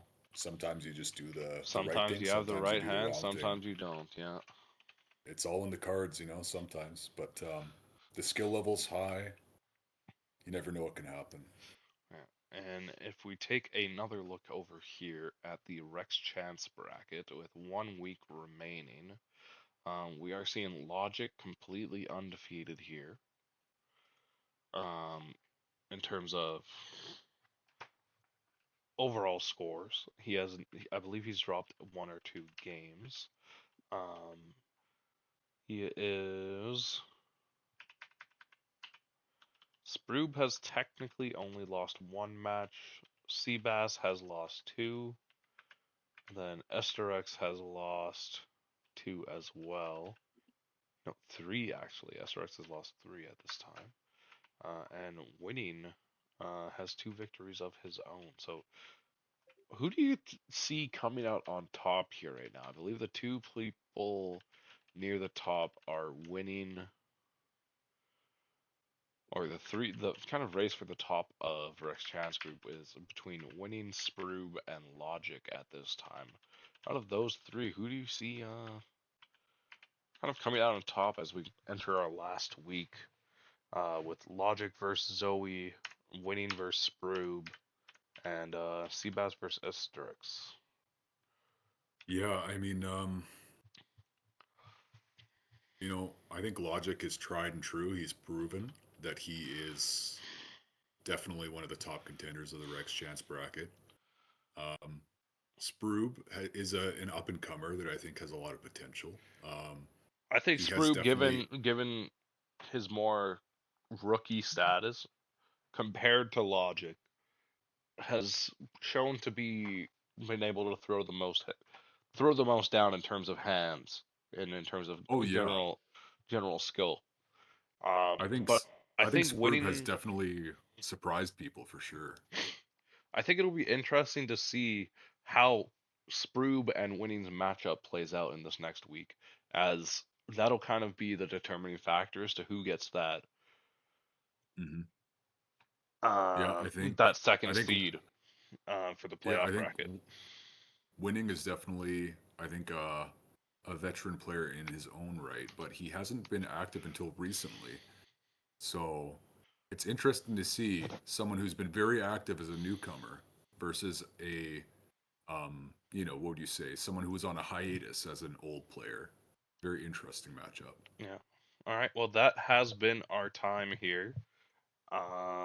We will catch you guys next week for our last week of regular season broadcast. Real quick though, we did finish up the henchman bracket with a total of 3 games played.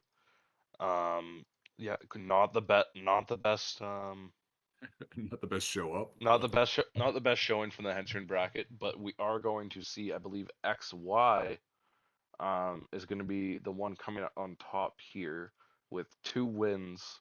Um, and in second, you're going to have Papa Delta with the 1 win against Paulik, and then Paulik coming in with 3 losses, unfortunately. But overall, I mean, the matches have been fun to watch in this henchman bracket. But yeah, other than that, we will see you guys next week for the last week of our regular season before we move on to some playoff bracket games. Thank you everyone for watching, and we